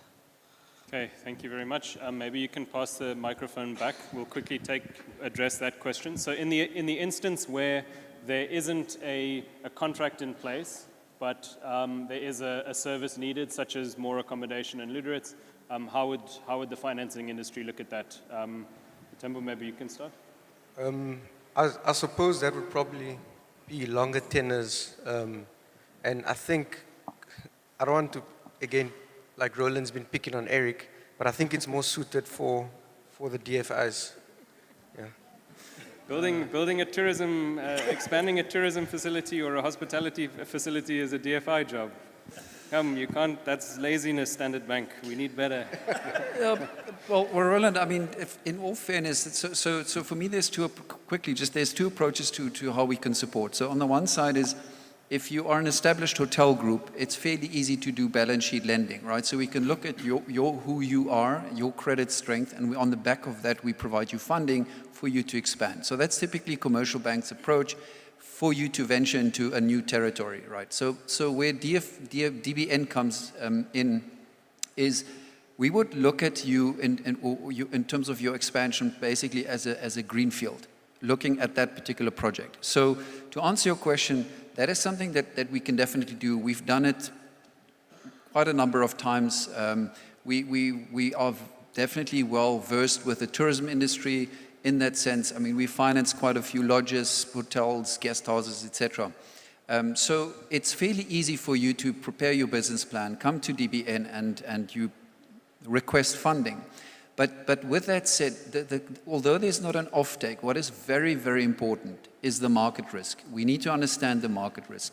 And with that said, when you indicated there is demand, I think if you tell me there's demand and you can show me some of the stats, then at least we've crossed halfway already with banking this project.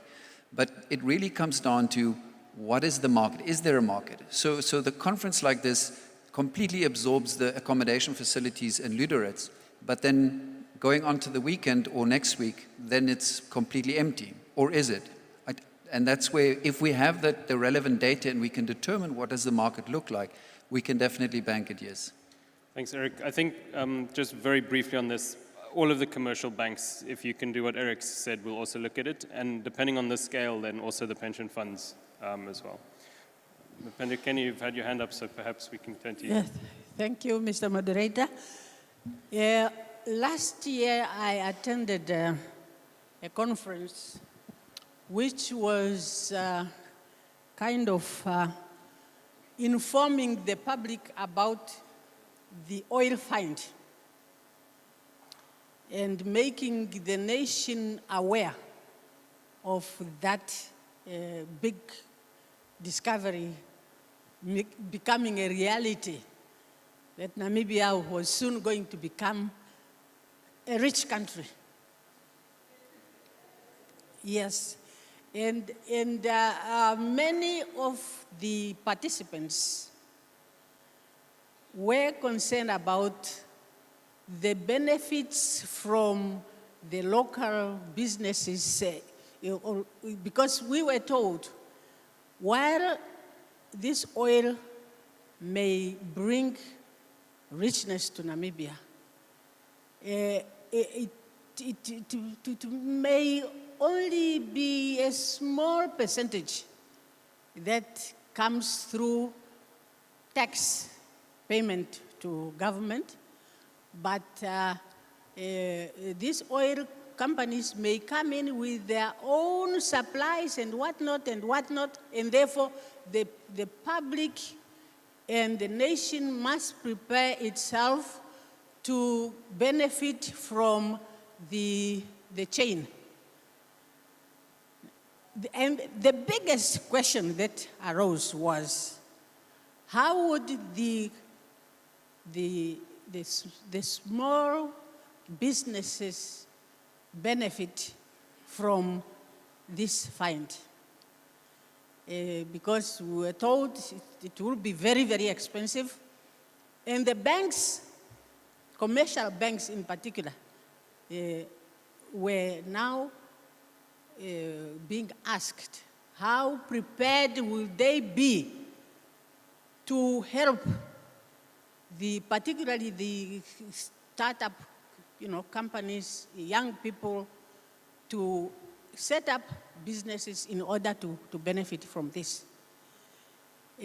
Now my question today is, because it's almost a year ago, how prepared, what have our commercial banks done in order to alleviate particularly the requirement for collateral? Huh?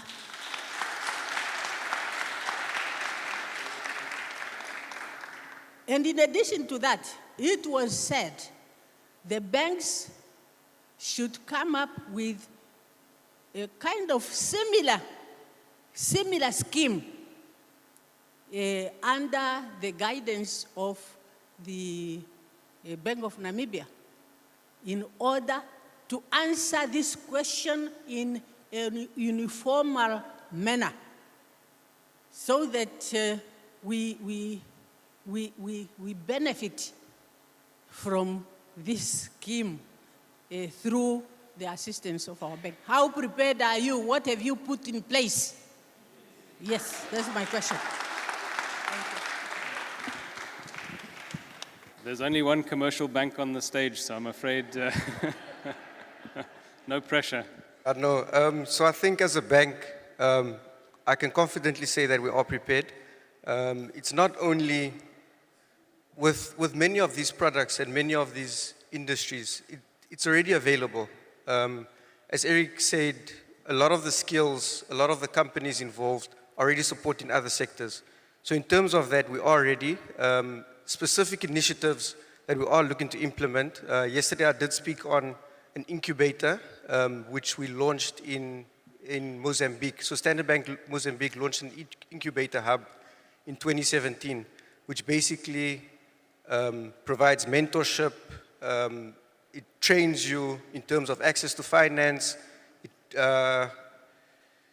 There's initiatives aimed at young women specifically. I think up to date, it had a direct impact of over 1,000 women. It had close to 50 master classes to help prepare the locals, specifically the young locals, into this industry. And again, I'll say we are prepared, and we're just waiting for you guys to call.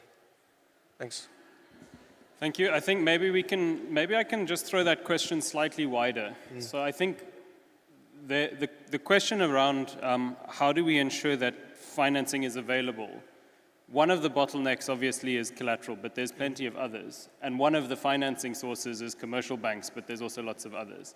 So is there more that could be done in this space in the view of the rest of the panel members? In order to make financing available? Perhaps commercial banks are not the right vehicle for this specific thing, and perhaps collateral is not the only issue, but what more could be done? What more are there things that we should be thinking about that we're not yet doing in order to alleviate the problem that the question foresees? Lionel, let's start with you. You look very pensive. Yeah, I'm firmly of the belief that more can be done because, historically, whether it's commercial bank or the financial sector, let me not say commercial banks, the financial sector has been a little bit, what's the right word? But they're not aggressive enough in seeking those opportunities and actually supporting them. So I really believe, we need to brainstorm this and we need to come with the right solution and the right answer. But I think the important part is, that it's not just, the responsibility doesn't just lie with the financial institution with its conservative approach, that was the word I was looking for. It's not just them, but it's also incumbent on the entrepreneur to make sure that they put the right business plan in front of the financial institution. And if that happens, then I'm sure, the collateral and some of those requirements can be relaxed if there's a strong enough business case. So my encouragement goes out to the entrepreneur and say, guys, don't just dream, put in the hard work, put a proper business case in front of the financial institution, and I'm sure, you will be helped. Okay, so this is a well-behaved panel compared to the panel I hosted last week. The panel I hosted last week, one of the speakers said as a parting remark that they feel that the Namibian this is a member of the Namibian financial service industry, so at least criticizing from within, said that they believe that the Namibian financial service industry is lazy and that we should all go home and think about that, whether we're lazy and whether we're doing enough. And I think it is a challenge we should put to ourselves. It may be that we think the answer is no, but it is a challenge to put to ourselves. Doc, you wanted to mention something? Well, look, I mean, there's so much to talk about regarding this question, but I just say a few words. You know, funding micro enterprises, there are, and generally speaking, you have issues around moral hazard. There's challenge of information asymmetry, and then, you know, there are other challenges. In terms of asking what the FIs can do, maybe I'll probably share one example. Bank of Industry, for example, collaborates with the Enterprise Development Center of Lagos Business School. So I'm sure there is a business school here, or some entrepreneurship development center. So the DFI can partner with EDC, and knowing the problems of the SMEs, for example, create a curriculum where they will hold those SMEs and young people to understanding what they need to do for them to come to Standard Bank or us, the DFIs, to collect money. So I think that's a starting point. So beyond providing a place for incubation, by the way, in Nigeria, Bank of Industry has about 15 incubator centers where we provide facilities for people to come and, young people to come and stay there and think through the roof. You know, that way, so everything they require is there. Internet access, computers, and kind of stuff. So maybe they're also doing it in Namibia as well. But I'm saying that the easiest way to really handhold and fast-track bankability of projects, because if you're talking about developing business plans, they need to know how to do it. So even members from Standard Bank or Namibian Development Bank can go there and part of the faculty to tell them what they are doing. But there has to be a platform, and the best platform, in my opinion, between the banks and the educational institutions like University of Namibia, for example. And there has to be a conscious effort and have cohorts. So in a year, you can do like 3 or 4 cohorts and be amazed what we can do over a couple of years. I think that's a very effective way to really support young people and entrepreneurs. I think that's a great note to end it on. So thank you very much to the panel. I see Ricardo has started to sweat heavily, so we shall excuse ourselves from the stage at this point. Thank you very much, everyone.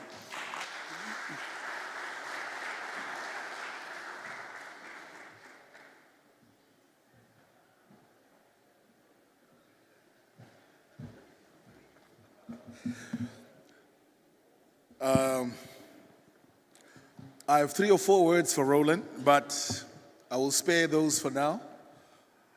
We've had enough fun for today. Just another round of applause for our panel, please. Excellent, excellent job, gentlemen. I know particularly the conversation on financing, it doesn't end. We could spend another hour in the hall to discuss some of those points as well. But we are ready for session 3 to look at the current challenges and barriers for Namibian local content participation. So what we'll do is we'll take about 10 minutes for tea. Who wants to get tea or a refreshment quickly outside? And then we start with session 3. That is at exactly 4:20. Thank you very much. Just 10 minutes, very, very brief for calls, coffee. And at 4:20, we start with session 3, current challenges and barriers for Namibian local content participation. Thank you.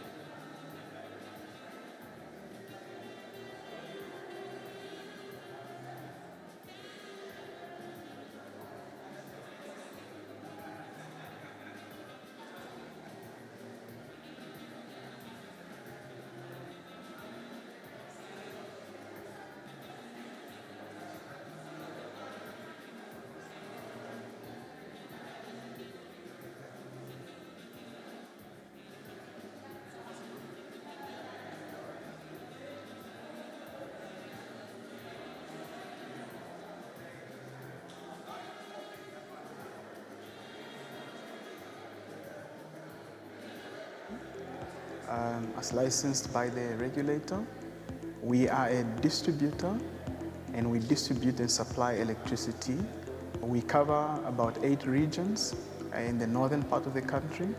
That is namely from Opuo, all the region. For us, being a rural-based supplier, communication is key, and the leveraging of technology is the easiest and cheapest and most effective way for us to reach our customers. And it is very, very important to have good connectivity. We've had several service providers, and their main challenge has always been the size of our network, and it makes it difficult to deliver the correct quality to us in terms of uptime, in terms of mean time between failure, and all these various issues. MTC has been able to come on board and really deliver to us, and we can really see a massive difference in terms of failures. So we really have been able to benefit from this partnership in terms of quality of service, uptime, the things that really matter to our customers, and also at the correct price point. For us, every time we have a downtime, it's money. Our customers cannot buy, we can't serve our customers. People cannot buy electricity, they can't do anything. Our cash flow is affected, especially the prepaid sales. So when every second that we are up affects our bottom line. So it has been a very good choice to work with MTC on some of these things.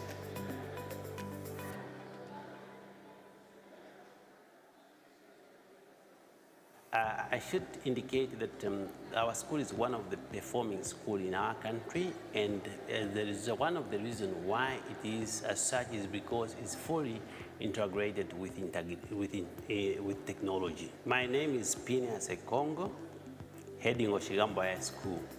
Oshigambo is an educational organization that provides education and academic services to our students. Nowadays, students are more on technology. If you want the student to pay attention to your teaching and learning, to your lesson, if you want the students to want to concentrate, it's only once you are integrating technology in your lesson. And that's one aspect that has to be really, really considered. Now, education nowadays is no longer about textbook and an educator or a teacher. It is about other aspects that have to be looked at. And for us to have all the resources, we have to gather all the resources only through connectivity, internet connectivity. Because you see what is happening with MTC. Now, number 1 is speed. Number 2 is reliable. Number 3 is stable. Number 4 is a team. Now, we are talking about support. Whenever we happen to experience a very little problems, and then we have to give them a call, now the team will be available, and after all the problems is rectified. And that's exactly why we decided to say MTC is the best for us.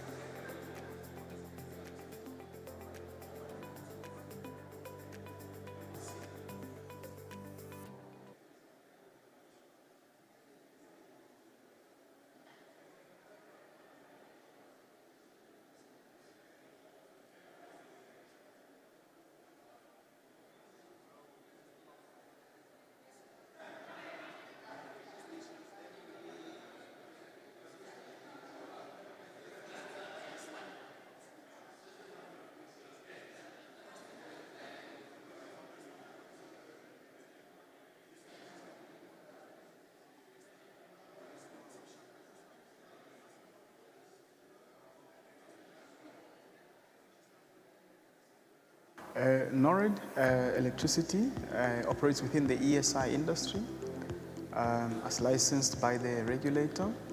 We are a distributor, and we distribute and supply electricity. We cover about 8 regions in the northern part of the country. That is namely from Opuo all the way to Zambezi region. For us, being a rural-based supplier, communication is key, and the leveraging of technology is the easiest and cheapest and most effective way for us to reach our customers. And it is very, very important to have good connectivity. We've had several service providers, and their main challenge has always been the size of our network, and it makes it difficult to deliver the correct quality to us in terms of uptime, in terms of mean time between failure, and all these various issues. MTC has been able to come on board and really deliver to us, and we can really see a massive difference in terms of failures. So we really have been able to benefit from this partnership in terms of quality of service, uptime, the things that really matter to our customers, and also at the correct price point. For us, every time we have a downtime, it's money. Our customers cannot buy, we can't serve our customers. People cannot buy electricity, they can't do anything. Our cash flow is affected, especially the prepaid sales. So when every second that we are up affects our bottom line. So it has been a very good choice to work with MTC on some of these things. Thank you very much. Thank you very much, ladies and gentlemen. Can we please settle down so we can start with the last session for the day.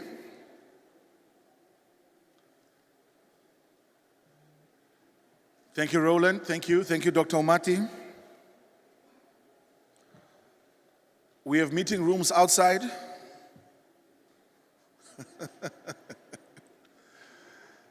Thank you very much. We are starting now with session 3, current challenges and barriers for Namibian local content participation. Thank you very much to our viewers that are also joining us online. Please don't forget, of course, for any questions, share them in the comment boxes on the Facebook platform or the YouTube platform, whichever one you're tuned into, and we'll make sure to share those questions with the moderators. HSC requirements for culture, educational skill gaps, training, barriers of entry is quite a number of issues that we'll discuss in this session.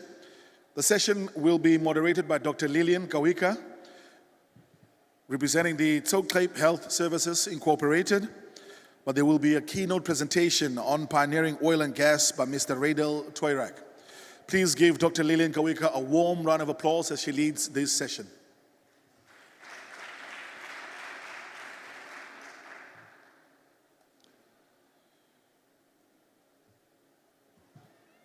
I guess we'll clap again so that Dr. Kawika can be encouraged to.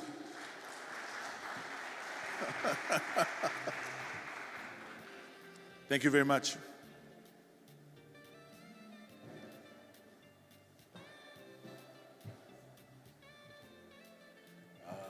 the session, 1 hour. Oh, okay. Thank you very much. 55. 55, all right. All right. Okay, cool. Thank you. Thank you to the Master of Ceremonies, ladies and gentlemen, distinguished guests, and esteemed panelists. Welcome to the third session of the series of panel discussions, where we'll be unpacking the current challenges and barriers of the entry of the Namibian local content participant in the oil and gas industry. I'm Lillian Kawika, a healthpreneur, founder and CEO of Tsocape Health Services Incorporated, and we're based in Oranienburg. So for those of you who don't know where Oranienburg is literally a stone throw away from the Orange Basin, where there were quite significant oil discoveries. And our core mission for the company that I'm serving is to bridge the gap of health inequalities for a remote industry such as the oil and gas industry and its affiliates. So as we gather here today, we acknowledge the importance of fostering greater participation of local businesses and talent within the oil and gas sector. However, we also recognize the myriad challenges and barriers that impede this entry, hindering the industry's potential for inclusive growth and sustainable development. The oil and gas industry has long been a cornerstone for global energy supply, driving economic growth and development around the world. However, too often, the benefits of this industry have failed to reach local communities and businesses, particularly in regions where extraction and production take place. As a Namibian entrepreneur providing health services to the sector, this topic is of particular concern to me. So today we confront this disparity head-on, acknowledging the challenges that have hindered the full realization of local content participation, while also exploring the vast opportunities that lay before us. So effective local content policies are essential for ensuring that the wealth generated by the oil and gas industry translates into sustainable development, job creation, and capacity building at a local level. However, achieving this requires a concerted effort from all stakeholders, governments, industry players, local businesses, and communities alike. By delving into this topic, we aim to gain deeper understanding of the root causes and identify actionable strategies to address them effectively. Our panelists bring a wealth of experience and expertise to this from diverse backgrounds, offering unique insights and perspectives on how we can collectively overcome these barriers to foster collaboration between industry stakeholders and pave the way for a more inclusive, resilient, and sustainable oil and gas industry. So as we engage on this topic, a well-known African proverb comes to mind. If you want to go fast, go alone. If you want to go far, go together. So let us harness the power of collaboration to break down barriers, unlock opportunities, and create more prosperous future for all Namibians and for all stakeholders involved. So ladies and gentlemen, with that said, let's get to know our panelists as I invite them forward. Please do come to the stage. So we will have a presentation from Mr. Raydal Torak. He is a consultant geologist and for Pioneer Oil and Gas. He's an explorative geologist by profession and has been in Namibia for over 12 years. He's well conversant in the oil and gas industry with 18 years experience in the industry. He previously worked for the Cuban government for the oil and gas sector, as well as for the Namibian government for about 2 years. Fun fact about Mr. Torak, he's basically pretty much Namibianized now. He enjoys braaiing and camping. So thank you so much. Mr. Torak, you may come forward.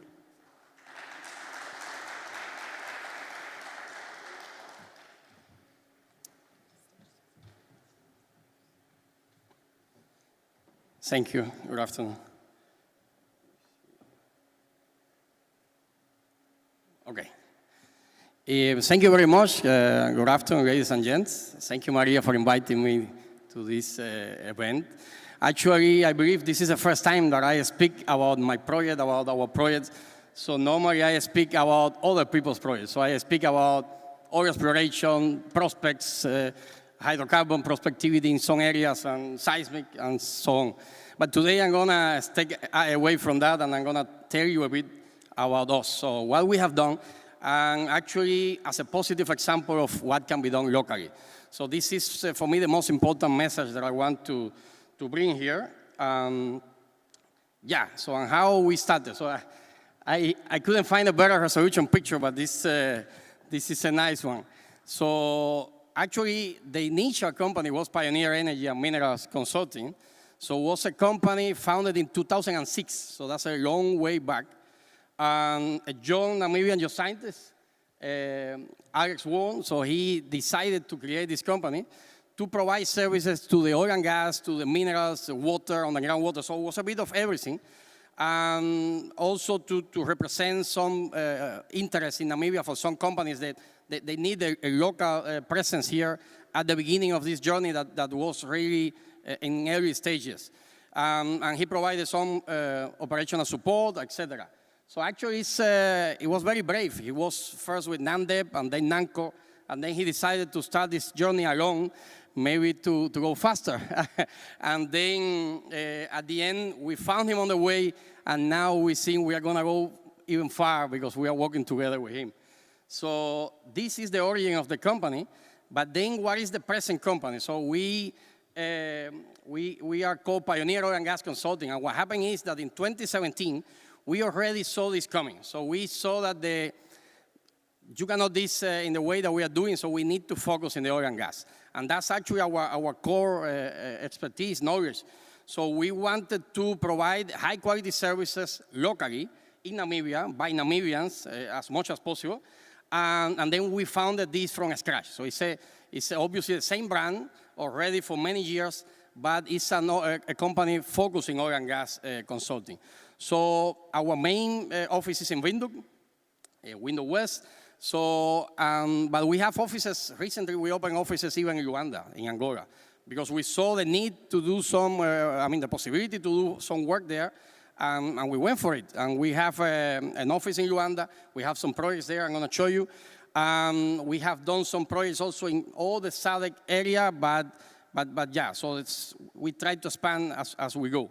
So it's very cost-effective but very innovative solutions that we try to propose, to bring on the table. Sometimes you don't need a foreign company to do that, what can be done locally.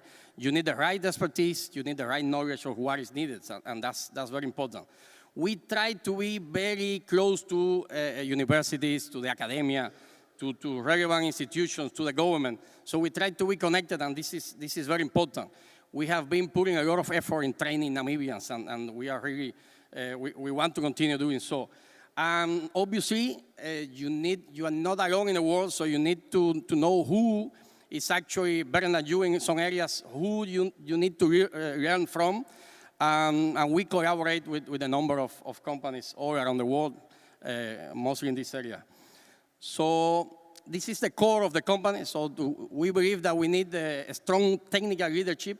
So, to run projects like we do, actually, now I remember there was the law student asking about companies in the specialized sector. So we are in that 20% that Mr. Jorge was mentioning about. So we are in this specialized sector, and it's very difficult. It's very difficult, so we need to have a technical leadership that can bring this company forward, and these are the main core of the company, although we are more. So my colleague Margaret is there. She's one of the directors and shareholders of the company. My other colleagues couldn't attend, but they are really following up our presence here. So, yeah, where are we in the value chain in the oil and gas? So a lot has been said about this, so I'm not gonna go through every single detail, but what I want to mention is that actually we can do a lot. So we can take a company from the first application to secure an asset all the way to development a field. So discover the field, develop the field. So we have done it before. So we had the previous experience looking for oil in Cuba, in the Caribbean, and here we have been already for 12 years. So we really have the experience. But for a company like this one, you need more people and you need technical capacity that we need to create on the move. So we obviously have a number of technical people in the company, but we also have some associates that we can pull, and we can really have a tailor-made solution for the companies. So we are actually helping many oil companies, and you will see some examples, to secure these assets and kick off the projects. Training young professionals, I have mentioned, so actually 7 of a larger group is already, right now working in larger institutions. I'm talking about NANCO, Shell, so they went through us, they've been trained by us, and now they are doing a bigger role, or maybe a different role, but they are putting our company very high because they are very good. Successful assistance of farm-out campaigns, so this is something that is critical. Sometimes, as I mentioned before, we can do things that normally the companies that do it in the UK, they do it in the US. So we have run data rooms, virtual data room, presential data rooms. So we have taken these companies to farm out to bigger companies, and I'm going to put some examples in the next slides. So these are some of let's say, the areas of expertise or the areas of data that we handle. And actually, it's quite a lot. So we can do from field trips to basin studies, sequence strats, so seismic, remote sensing, all of that. And we can do it here. So we do it here. And one of our even best services is the integration of these studies. So our understanding of how the petroleum system works and how to use the right method to find these accumulations is one of our strengths. Yeah, so I wanted to mention to you that we can really do many or most of these things locally here. this is an example of some of our clients. So some of them have been with us for many years, even more than 10 years. Some of them are new, and we try to cover as much of terrain that we can, but obviously we are still a small consultancy. So some of them I can mention, so you have heard about Recon Africa, so we actually did all the well site geology and all the sample management for them, for 3 wells. We actually prepared the whole drilling campaign from the G&G perspective before they started. And obviously at the beginning they didn't have a larger team, now they have their own large team, and sometimes obviously they can do it by themselves, but we continue assisting them. So there are some companies, for example, Oranto is a Nigerian company that's been for a long time operating in Namibia. And although they have experienced team there, and they have production there, if there is a local team that can help them, why not? So we have done it for them for many years. MME, NANCOR, AMPG, so government institution that we also assist. Actually, right now we are providing, together with the Slumber, in partnership with the Slumber, we are providing some services for AMPG in Angola. That's why we created the office there. And so on. So there are many more clients. Custos is a local company. We have been helping them. So companies from Namibia, South Africa, Angola, United Kingdom, Australia, Pan-Continental is also there, Australian company, Canada. So we have done that, and it's been actually a joyful experience. So this is just for you to have an idea where we have been operating. So some of our main projects. So more than 23 projects in Namibia. So we just highlighted here in blue some of the areas. So you can see there the Orange Basin, the Luderis Basin, the Walvis Basin, the Obambo Basin, the Nama Basin, and then in Caprivi, in the easternmost Caprivi also. So quite a wide range of different geological settings, quite a wide range of different conditions of water depth, onshore, offshore. So this is a really good exposure for us. And in South Africa, you can see in the southern portion of the Orange Basin, because we share the Orange Basin with South Africa. So actually, great part of the basin is in South Africa. And you can see all of those blocks there that we were assisting Sungu Sungu, Rico Cure, Sesigin, and some of these companies offshore. Also in the Outeniqua Basin, the Piedmont Sub-Basin, and onshore South Africa too. Actually, let me tell you something. Sometimes we don't realize how important is the work that we do. So recently, there was a big announcement about farm out, actually the second farm out in Orange Basin deep water and 3B, 4B. You probably these names, you will remember them. So we assisted these companies actually to farm out. First to Asinam, now to Total, and thanks to that work that we did, actually we did it from here. We assisted them for the farm out. Sometimes it's not very well recognized. I mean, the people don't know, but yeah, so we can do things like that. Partnership with the right people makes a difference. So we need to, we are not alone here. And some people, they have been in the industry longer than us. So we need to partner, we need to have a strong partnership with some companies, but it should be the right partnership. I'm not talking about of being just an agent here, although there is nothing wrong with that. I'm not talking about just to have like a small equity and they have the biggest. I'm not talking about that. So we can be as equal as we can offer. So it depends of the product that you have, actually. So depending of what you can offer to the market is how strong you can be in this partnership. So many of these companies are actually, they don't really compete to us. We complement each other. So there are some services that we cannot do because we don't have that kind of expertise. We call them to join us in this project.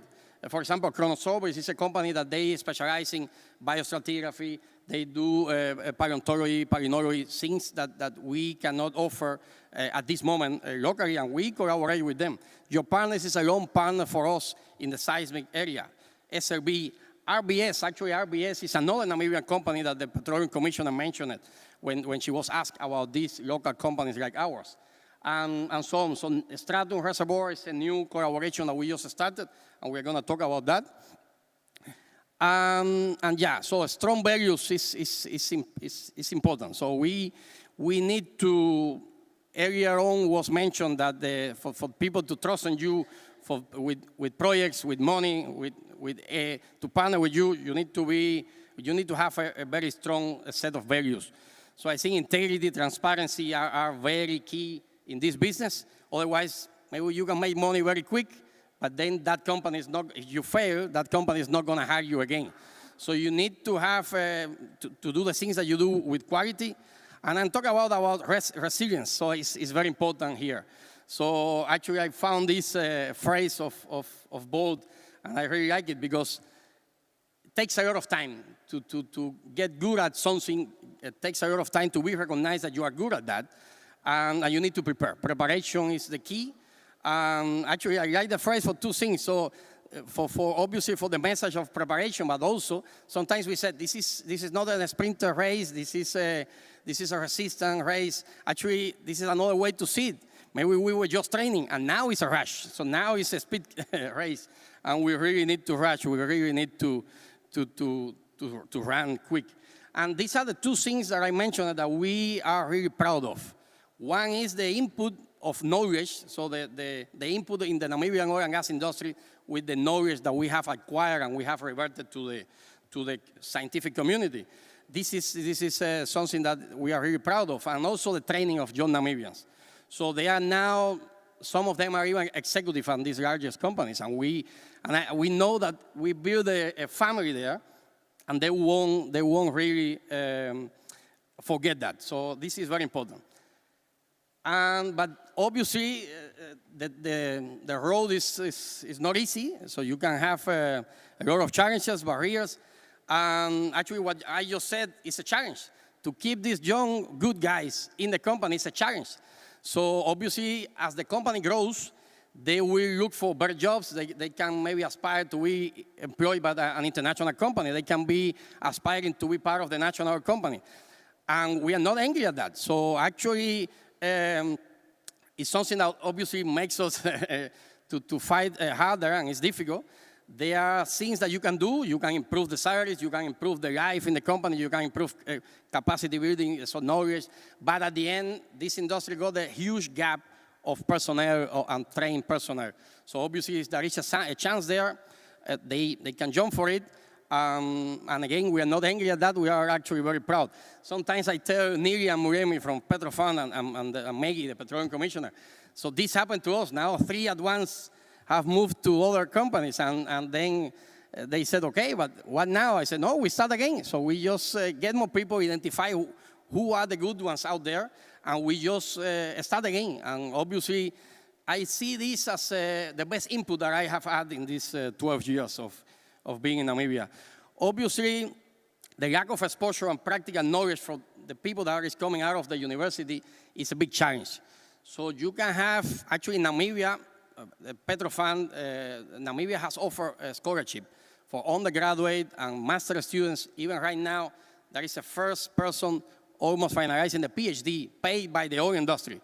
I didn't have those opportunities when I studied. And they have really a big chance to succeed. But when they come out of the university, there is not exposure to the industry. So not everything is learned in the classroom or just at the university. There is a lot to be learned for people that have been in the industry for many years, and we see that challenge, but we are working on that, so we really work on this regard. Access to finances, to grow, new business, etc. So I think a lot has been said about the finances. Obviously, actually that the change of the section 3 and 4 maybe is good, because then we saw what the finance people are talking about and we can aim them better. Yeah, but it's a challenge. It's a challenge, and we cannot forget about it. Access to contract with major companies. So how we do that? So you saw that the companies that the clients that we show there, okay, some of them are small to medium, or some of them are quite big, but they are not the largest companies. Now, in the phase that we are, it's going to be a big challenge for us, because these medium-sized companies, they are small. Sometimes they get third-party consultants like us, and we provide that service, and that's good for us. But now, Are these big, largest companies, the major companies, are they gonna give us, will they give us some projects? Yes or no, why not? So we need to see, and maybe later if we debate about that, we can mention a bit more about how to overcome that. But it's a difficult one. But we believe that we can do it. Obviously, we cannot aspire to do everything that we haven't done yet, but there are many things that we can still provide to them. We just need to keep going and really find those projects that we can do locally and push for it. So we need to keep pushing on that. And this is a new project that we have, and I wanted to share it here today because it actually suits to the topic of local content.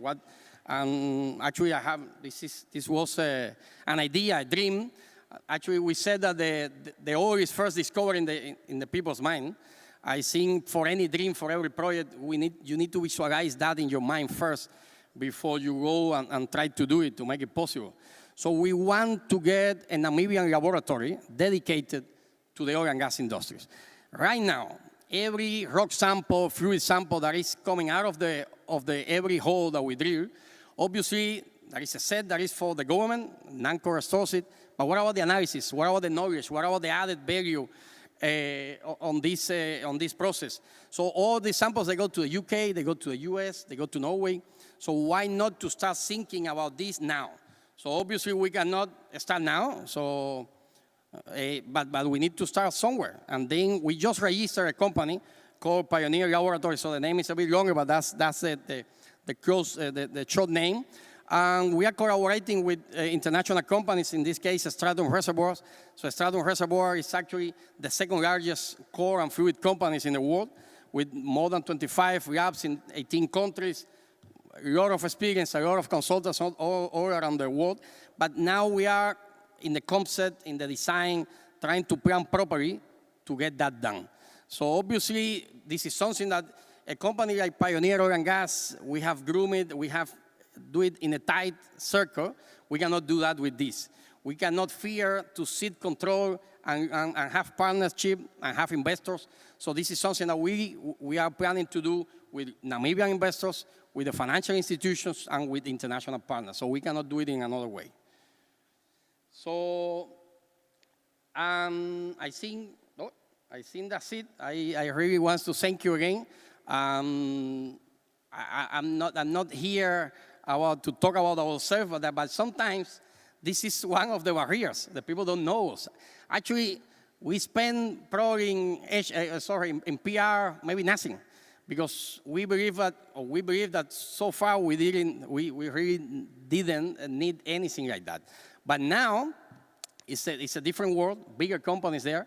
So if the people don't know what we can do, they won't come to us. So we need really to work on that, and that's why this conference is actually a good framework to present that. So thank you very much.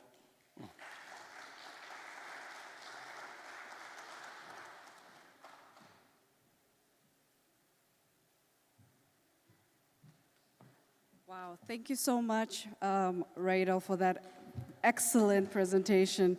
I really learned quite a lot from that presentation. But one thing that I couldn't really understand was you kept mentioning farm out. Is that like agriculture or farming? What's that about? Yeah, so it's a term that we use when, let's say, a company is operating a block or a license, an asset, but the company needs another hand, so an investor to come in. So we call it farming. When you farm out, so you are seeding equity, so part of your equity in exchange for financial support, or maybe some support for the drilling campaign, for a seismic, because in this industry, obviously, it's very capital intensive. Actually, now everybody sees the big companies here, but were not them who started everything. So obviously, it's more companies that start. They are more dynamic. They can progress quickly into the exploration. But then there is a point that you need that support. You need that to farm out to companies that can take you together with you through the exploration and production process. Wow, thank you for that explanation because I'm from another field, so I was not sure of the lingo. But thanks for elaborating. And thank you for your contribution to the Namibian knowledge base on exploration in oil and gas. All right, so without further ado, I would like to call upon our panelists. There have been a few changes, ladies and gentlemen. We got we got different panelists because two of our panelists unfortunately could not make it. But yeah, we have Linda McLeod. She is from the NIPDB, and she is with the Startup and Scale Division. Can we please give her a round of applause? All right, and up next we have Ms. Laimi Shiweda. She is with the Nicam Energy, and she is the International BD Manager. Let's welcome her to the stage.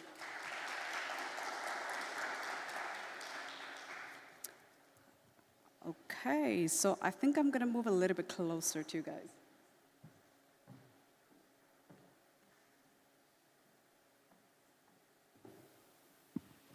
Are we? Oh, okay. There's that. Yeah. Okay. Sorry that I'm a little bit far because I want to kind of hold the mic. Or do you feel like I'm too far? Should I move closer? Should I move closer?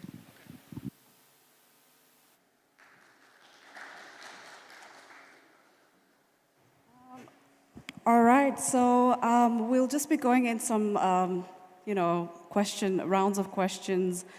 There's quite a lot that we learned today. I can really speak for myself and say, coming from a medical field and public health space, there was a lot of great content today, and I really appreciate all the participants, the panelists, the moderators, everybody who made a contribution to this conference. Thank you very much. So, Ms. Linda. So all right, before we delve into the questions, we've all been hearing all day, it's a capital-intensive, high-stakes resource. It requires a lot of resources and specialized skills. We've been hearing this over and over today. But how can policies be implemented to the participation of local businesses? Because a lot of Namibian businesses, we've actually been caught off guard. We were not prepared for this discovery. So how can we promote the participation of local businesses with the policies being implemented? Thank you so much for the question. And once again, Maria, well done to an event that is really bridging between, what do they call? It's middle-aged youth and the elderly. So I think well done on that and bringing us all together as well as a diverse spectrum of stakeholders. But to go to policy, and I think it's important to know that policy doesn't just belong to the dedicated ministry. I think as we sit here now, we understand that policy affects all of us. And it means that policy should not just become a question when it's stakeholder engagements and now we want to rush and contribute.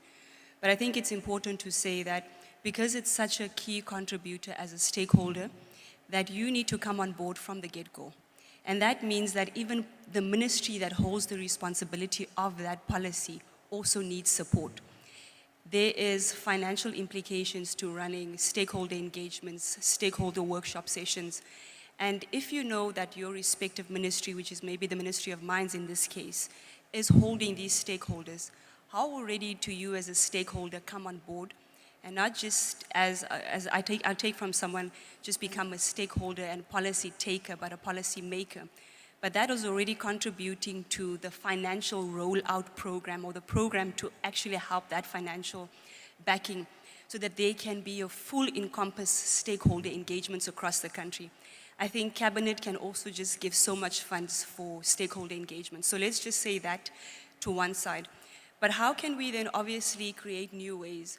I think policy is a very sensitive topic, but very key and very important. And if we talk about policy right now, do you understand how do you contribute to policy? Do you understand that there are different mechanisms, and do the people on the ground understand how they can actually participate, or do they think that it belongs to someone else to actually create the policy? So I think last year was my first stakeholder engagement for policy, and that was for the National Digital Strategy. And it was a 3-day workshop. And for the first time, I realized that if you're not part of the policy conversation at that stage, you are actually left out, because if it becomes enacted, then it becomes very more difficult to then add to policy. But currently, there are 3 ways, and I'll quickly say that as a stakeholder, you can actually contribute through your company, and you can give a submission, a written submission, to the stakeholder or to the consultation of policy. And then there's the stakeholder workshop consultations that you have. And obviously, then you go to your executive director or the ED for that respective ministry and you engage. But these are mechanisms that have been in place for so many years that we can say it's a traditional way. We talk about innovation and we talk about technology.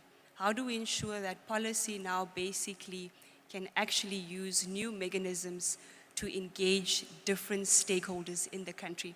Is it that you partner up with academia, the NAS, the UNAMs of the world, the IUMs, and have these stakeholder engagements on campus so that you can have relevant contributions from the students that are the future policy contributors or actually going to be victims of that policy. So it's very important that we do also a stakeholder mapping around when we do policy workshops and say who are the key contributors, who are the affected ones, and how do we then narrow that and bring it closer to them.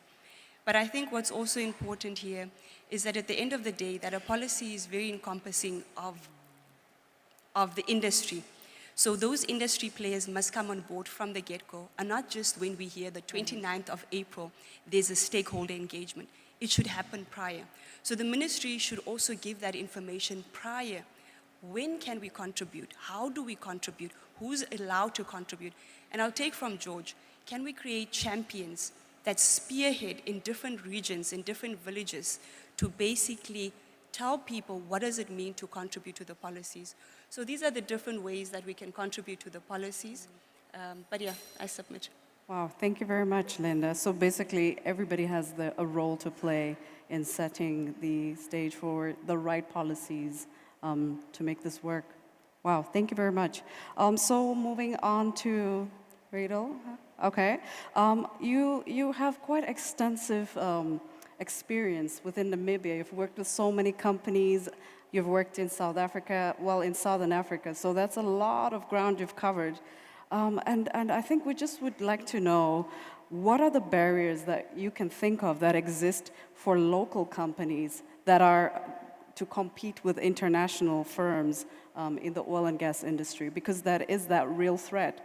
I think Dr. Hangula really addressed the elephant in the room this morning when he mentioned that there are external factors, right? External threats, but there are also internal threats among the local content. But now I would just like to know what kind of barriers could you share that exist for local companies who are competing? Yeah, thank you. Okay, I will try to elaborate a bit. So I mentioned some, but yeah, I think the first thing is the mental barrier that sometimes we have, that we cannot do things like international are done, that are done internationally. So I think we need to erase that from our minds. So we need obviously to prepare, we need to be ready for that, we need to have something to offer.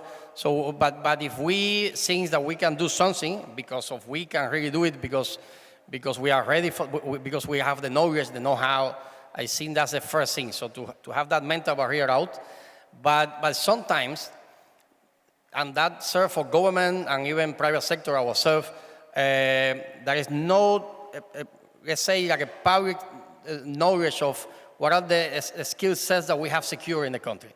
So maybe for many before today, they didn't know that there is a company that can do a seismic interpretation, processing of potential field data in the country. So I think we need to have somewhere clear that the communication is important. So obviously for the government to know what are the companies that they have there, maybe they need to list all the companies in different areas of expertise and have that all the time updated and know really, and actually test them. So track them, what is the work so far, so what these companies have really done so far. So that's something important. Obviously the financial issues are again, so let's say that was mentioned to collaterals and some area. Imagine a company like us. So our main asset is knowledge or people with knowledge. So how can I put a collateral on that? So I don't have a land or this or a building.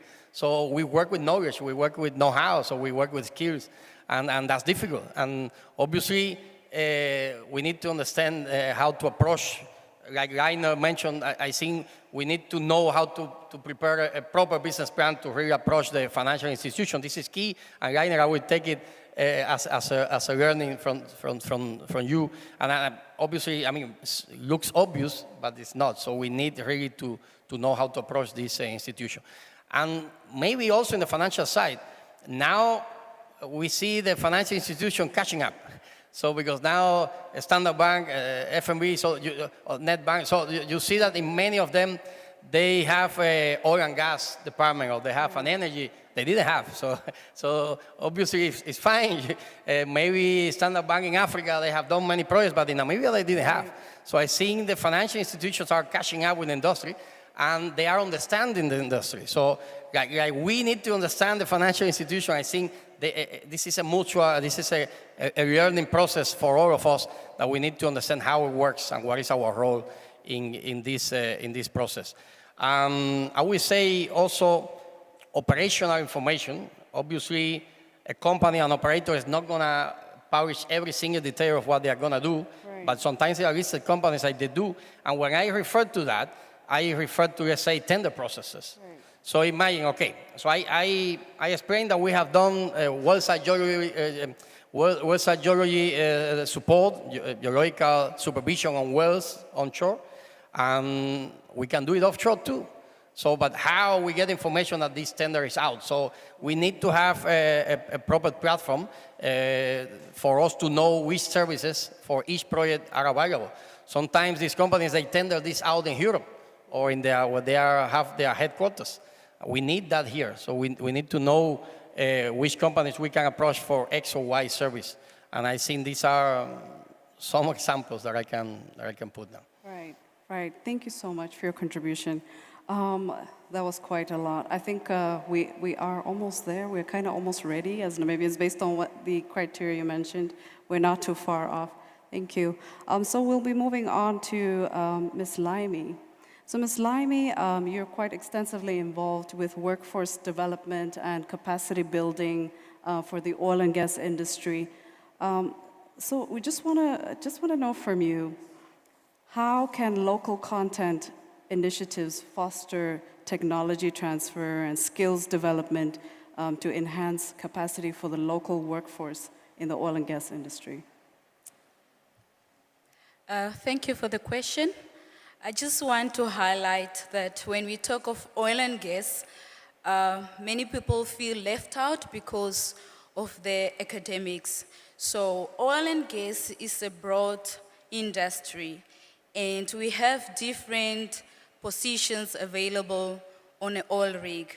I have been in the industry, in the maritime industry, for 21 years, coming from the fishing into the diamond, and now 4 years in the oil and gas.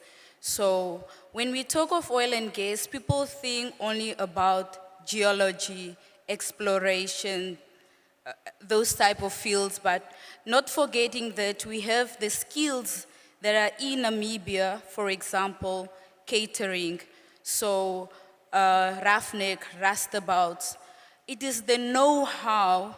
The information is not delivered to the ground, to the local people to understand and have a picture. How does it feel to be on an oil and gas?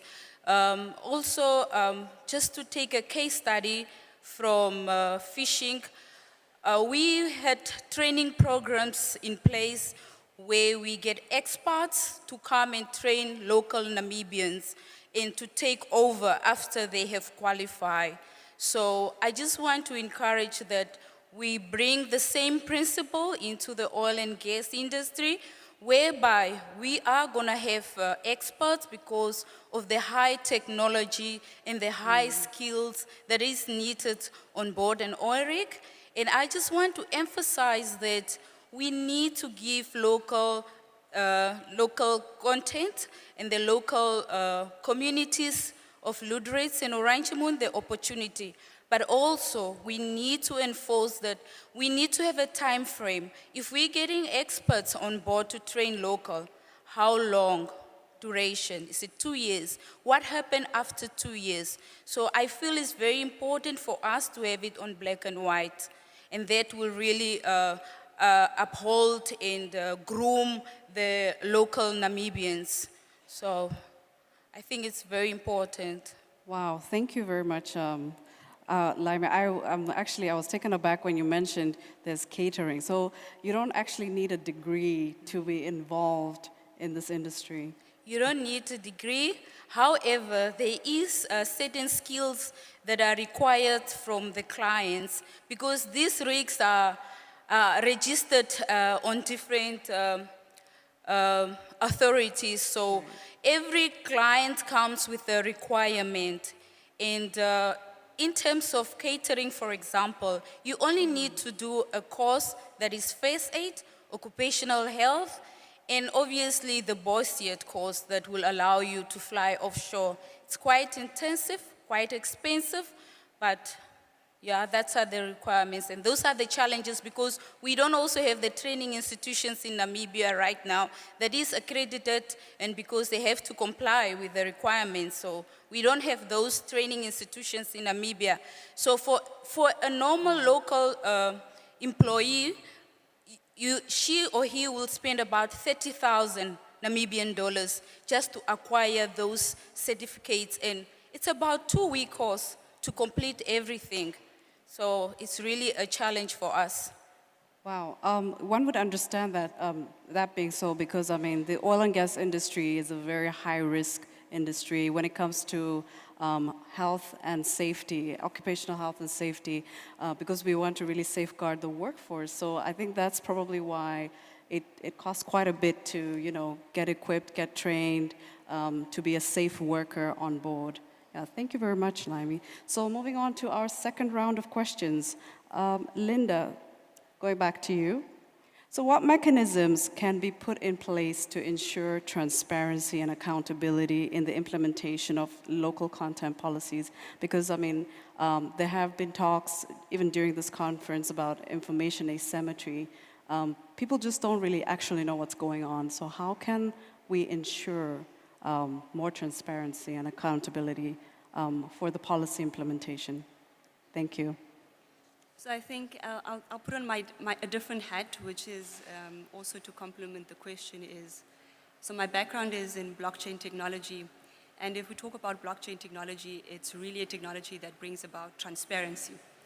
And if we talk so much about technology transfer and how we can incorporate innovative ways, I think blockchain technology also complements that topic. So I think what are the mechanisms that one can put in place? I think one is to embrace the current data. The current data will give us way. I think since inception and since the discoveries of oil, where's the data? Can we get the data from offshore? Can we get the data from the Totals, from the Shells? And try and see what is needed, because that type of data will also determine the type of technology that we need, right, to determine things. And that starts already with transparency. So right now, I haven't seen actual data that can be able to tell me this is the necessary things or determining factor that can guide us. And I think it also comes to skills development. If you take data from the offshore right now, how do you bridge the gap from the ocean to the ground or to land? Can we make use of technology from virtual reality, from goggles, to basically simulating what it actually looks like to be on an oil rig? Because I know it's regulated, it's a safety issue, not everybody can come on the oil rig. But already taking that data, transferring it into a technological way, using virtual reality, and then simulating to us on the ground so that we can start preparing and seeing how we can best use the different mechanisms that will be needed. And that already creates not necessarily transparency, but it's almost like you become part of it. So there's a type of ownership. So now that I can sit on this couch and I can envision how it feels like, I can feel how it feels like to be in an oil rig. I can now start trying to see, okay, this is how it looks like, this is where I can come in, this is where I fit in. This is how we already start adopting technology. We talk about the oil and gas as such a highly driven technology. Bring the technology over to the land. Try and see how can you bridge and foster that gap. And in that way, people will start feeling comfortable because, to be honest, I said this yesterday, this is the first time I'm speaking on oil and gas. I felt intimidated, I'm fearful, but I took a chance. But can someone else in the living room, can a company, oil and gas, provide virtual reality goggles to the local and say, envision yourself, see yourself there, and that creates already almost like you feel safer. Then transparency will come in different ways. But then we talk about different technologies, and I was advocating for blockchain for the longest. But we talk about blockchain in such a technical way. You need that actual use case. You need to actually simulate it, show how it can actually be used. So is this maybe the chance that we transfer data, the provenance of data, from the oil rig to the ground? And then from that get-go, it allows for M&E. And there you can be able to start gathering what type of skills are needed, what type of technology is needed, because I can be fiddling in the dark and start doing quantum technology, but it's not relevant right now because we have priority sectors at this point in time. All sectors are priority, but there are certain ones that need immediate attention, oil and gas, the energy sector. So how do you leverage technology to influence? I say data is the next oil, right? And it's maybe contradicting. But how do you use oil and gas data to influence, to assist that same industry? So that data needs to be given to layman terms, basic things. How does it look like? How does it feel like? What is needed? And that will assist us. Transparency is a buzzword. It's easy to use, but it needs to be implemented and it needs to be enacted, and it starts with small steps. So I think before we use technology, we need to have M&E processes. We need to have data that's relevant to the layman to understand, and you need to start simulating things. I think this is a perfect building. How do you use a corner, simulate the feeling of being on a reef, and on a rig, and I would even want to do that. So I think there are different ways to create transparency, but it needs to start somewhere, and I think it starts with the sharing of data from implementation until now, and so we would grow with the industry, and it will give us a closer link with the industry. Right. Thank you so much, Linda. You know, as you were speaking, something just came to mind. You know, we want the Namibian House. Our former late president used to speak a lot on the Namibian House, where no one should be left behind. And I can actually almost hear his voice now. So we honestly do not want anyone to be left behind, but how can we also make this knowledge, you know, that's coming up all the time, how can we make it accessible to, for example, someone who's living in a rural area, in a rural part of the country, does not have access to technology like smartphones and not able to access articles? How can we make this knowledge and this important information accessible to all Namibians? And I think there are different ways, and really no Namibian should be left behind or left out. And this generation, our generation, is very fortunate to stumble upon all of these privileges. But it comes with such immense responsibility, because now it's our duty to ensure that the generations to come will benefit, whether in a rural, whether in an urban, whether in the diaspora. It's for all Namibians to benefit from. How do you ensure? And I think it takes all stakeholders to partake in this. This is not something that can be done by one stakeholder. It's the responsibility of all Namibians. I come from MSME background, and I had a conversation earlier. And the MSME told me, I feel intimidated to be here. I don't know what to say. I don't know who to talk to. I don't know how to address my concerns, but I want to be a player. So it's the eagerness, right? It's incentives. It's how do you compensate? That person needs to drive from Windhoek to come to here. It's at their own cost. To be an entrepreneur is a risk every single day. And we see that the banks are still doing traditional ways. They need collateral. Mayor Pendukeni was asking about different financial models, and I spoke about this yesterday. How do we attract venture capitalists to come into the country to contribute to that? Because also that the previous moderator said, maybe it's not the banks alone to carry that burden. It's other players. Oil and gas, big players are coming. You'll see Microsoft might be interested to come to Namibia all of a sudden. Amazon might want to set up headquarters in Namibia for the interest of something different. How do you use this and enable an entire ecosystem to explode? The rural child in the community, it's our duty. You come from somewhere. I come from the south. I come from the heart of Kitmanshoop. It's my duty. We talk about diaspora.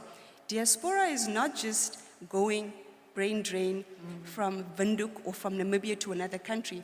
It's brain drain from the regional background where you come from. Right. I've never returned back to Kitmans to deploy back my information, my knowledge. So it's also your duty as you sit here to go back and be the champion for your people. Maybe they don't have network coverage, USSD, maybe don't have credit, but we can do the old ways. Radio, TV, bulletins, it still applies. And I think that's still that we can do. Well, thank you, Linda, for shedding light on that. All right, so we're moving on to Radel. Ready for another one?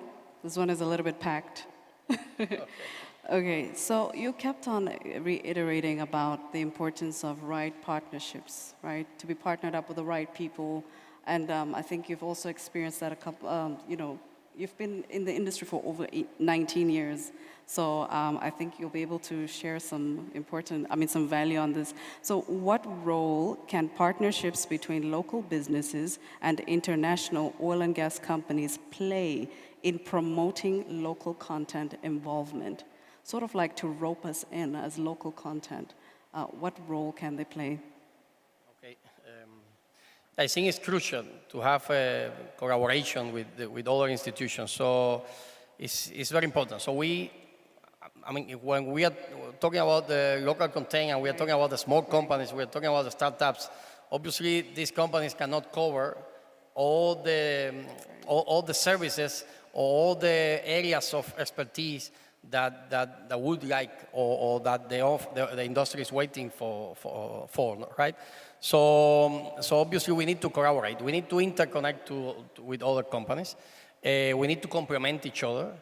Actually, it's very beneficial. Sometimes there are companies that come to Namibia, they don't know that they can really partnership with some, they do it, and that can even open a door for you in another country. So maybe you have the right collaboration here and that can provide all the services that we can replicate in other countries. So I think collaboration is something that is a must, and we cannot fear that. Obviously, again, competition, collaboration. So you need to choose your fight. So you need to know who is your competitor and who is a company that you can collaborate. So this is something that you need to understand by yourself. And sometimes this is a tough industry. Sometimes too you can collaborate with the wrong company, and that can take your know-how and put it against you, or use advantage that you won't take another project similar to that. So I think it's crucial. We need to collaborate, and it's gonna be beneficial for the industry, but we need to do it in the right way. Yeah. Right, and have you witnessed some examples of that kind of collaboration and how the outcomes of it? Well, yes. For example, some of these companies that I mentioned there, Chrono Surveys, GeoPartners, so they have been good for us. So they have brought to us things that we couldn't do, but at the same time we learn on the process. Right. So obviously we still collaborate with them because they got a larger experience, but we learn with them how to do some stuff that we didn't have in our skill set before. Right. So that adds value to our services. But at the same time, it brings technology. Brings technology, brings know-how. So we have used the opportunity while collaborating with other companies to train Namibians on that. So we have nobody specialized in some areas that we have tried to start specializing in this kind of area. So this is an industry with a lot of third parties, but also with a lot of specialization. So some companies, they are really specialized in something, and then you need to use that. So you need to really understand that. But yeah, so it's an example. So we have done it in biostratigraphy, we have done it in seismic acquisition. So we cannot do seismic acquisition. We can design it, maybe a seismic acquisition, but we don't have the vessel, or we don't have the virus sizes. So we collaborate with companies in our common projects on that. And then at the end, the product of that acquisition, once the data is processed, is going to give us job to us because we can do the interpretation. So you can see how collaboration, so you can bring a project to somebody that later is going to revert in another project for you. So that's an example that I can mention. Oh, okay. Wow, great. Thanks for that insight. Laimi, going back to you. So how can industry leaders, educational institutions, and government bodies collaborate to ensure that local entrants have access to the necessary training? As you mentioned before, there's some level of training required, the expertise and technological advancements in order to thrive in this rapidly evolving sector? Okay, first of all, we need to identify the skills in the technologies that we have in Namibia. So stakeholders and industry leaders can come together and offer the local content or local Namibians training sponsorship. So we do have maritime training facilities in Namibia. We need to introduce programs related to oil and gas. So that way, a lot of people will be familiar with the skills needed on board the platform or in order to succeed in the oil and gas. So it is very important to introduce training programs, sponsorships, and just to take example of my company, we have 120 local Namibians that are employed on the 3 rigs, the Deep Sea Mirror, Deep Sea Bolster, and the Hercules. Some of the challenges that we were facing was finance, to get training to them. So what we did is we supported them with the finance, and they had to travel to South Africa. But hence, we could have actually conducted the training locally, but it is not implemented into our training institution, and we can cut that barrier. We have Bosiet now, we're going to have a training center in Walvis Bay. Do we support the local training centers? So I think it is very important for us as stakeholders to come together and just support the locals. Wow, good on you, Laimi. You guys are actually helping Namibians train that don't have funding. Wow, that's incredible. I think we should take some examples or lessons or notes from her so that we can do the same. All right, so MC is pointing at his watch. Thank you very much, panelists. I think we covered a lot of ground here. We'll just take a couple of questions from the audience. Yeah, I don't know if anyone has some questions for the session. This is really where we should be asking the questions. Any questions? We'll just take a couple of, okay. So gentleman over there, and then, okay.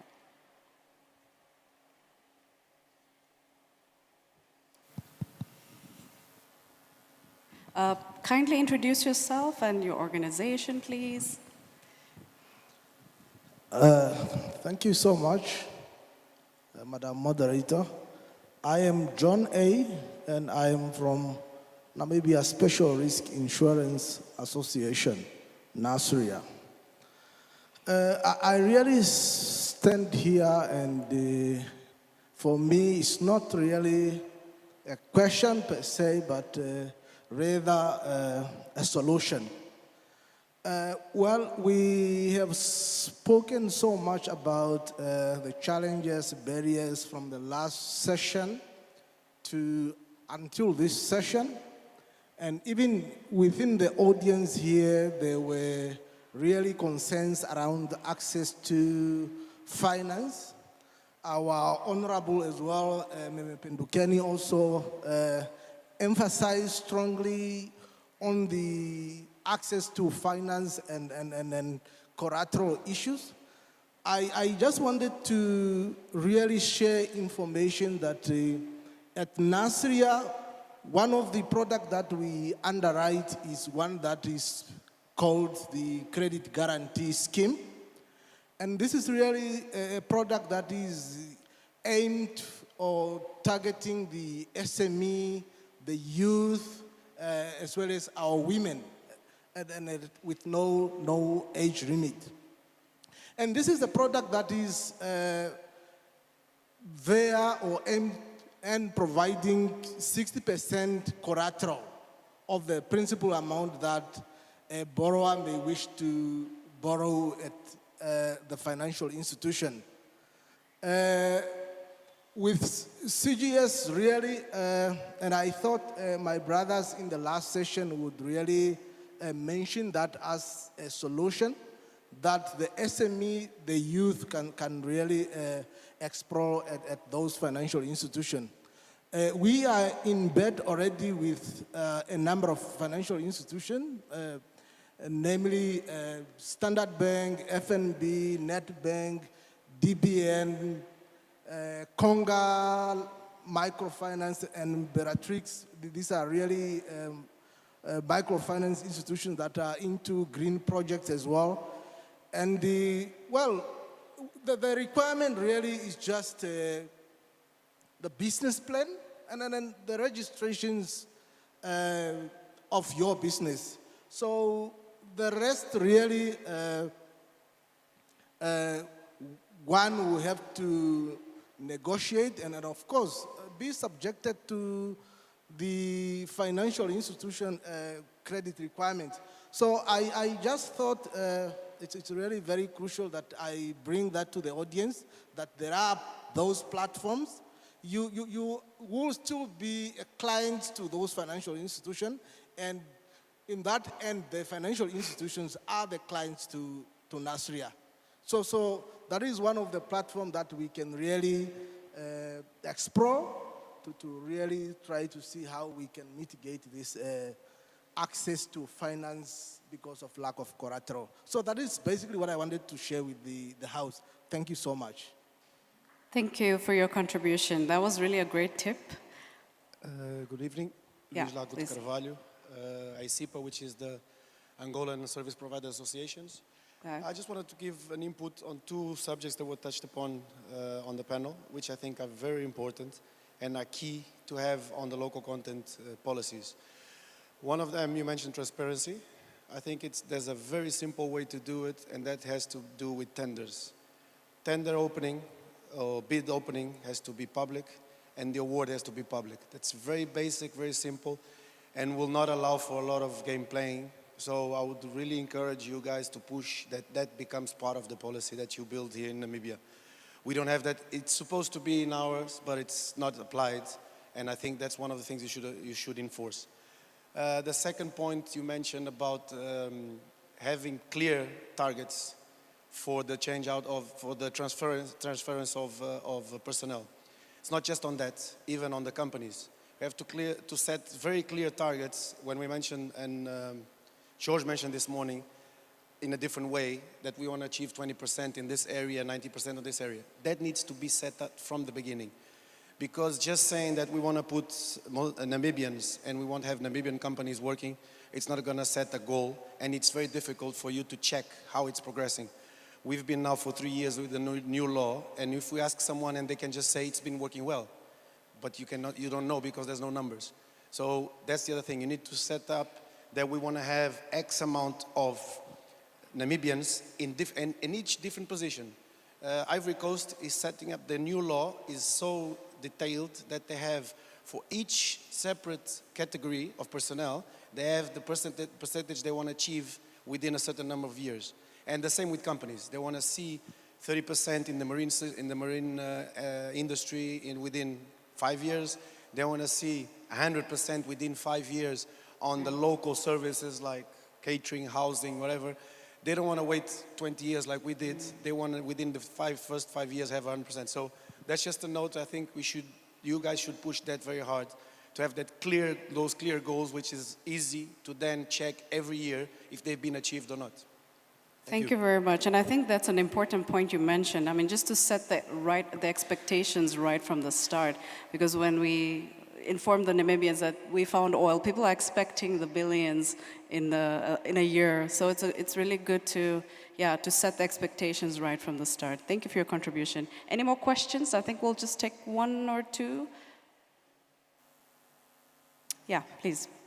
Good afternoon, everybody. My name is Cleophas Kawapirura.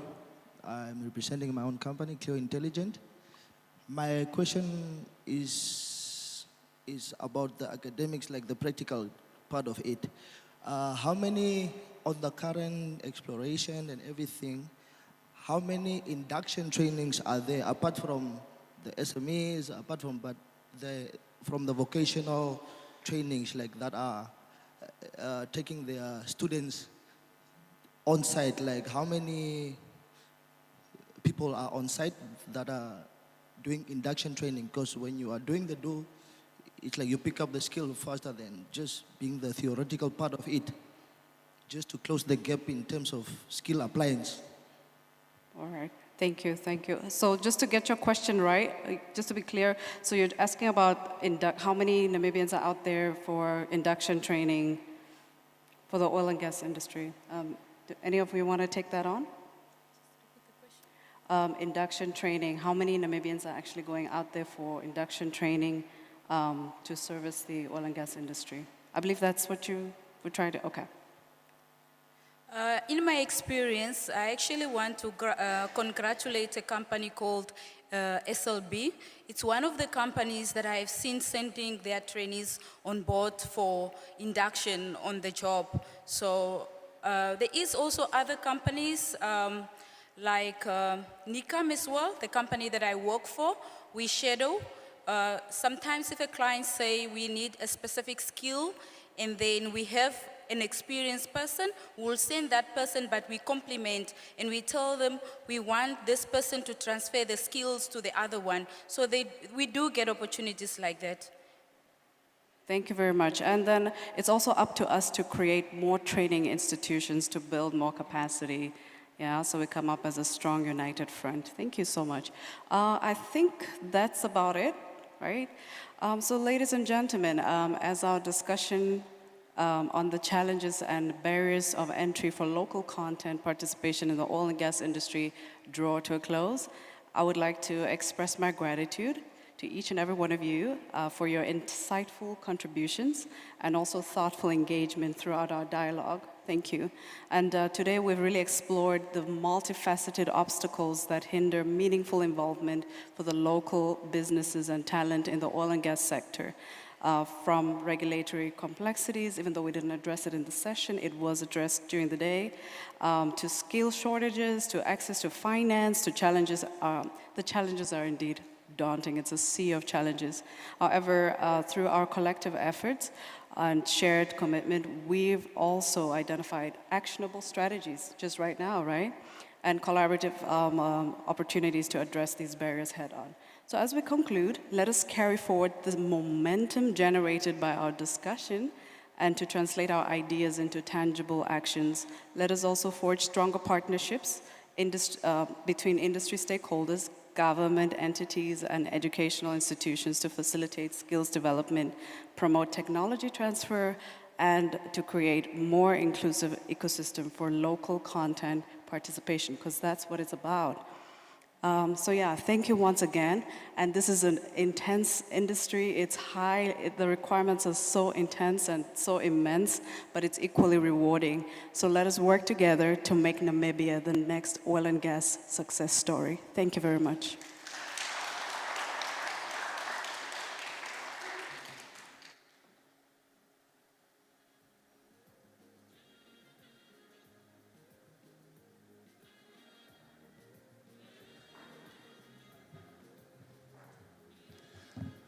Yeah, please remain for the photo shoot. All smiles.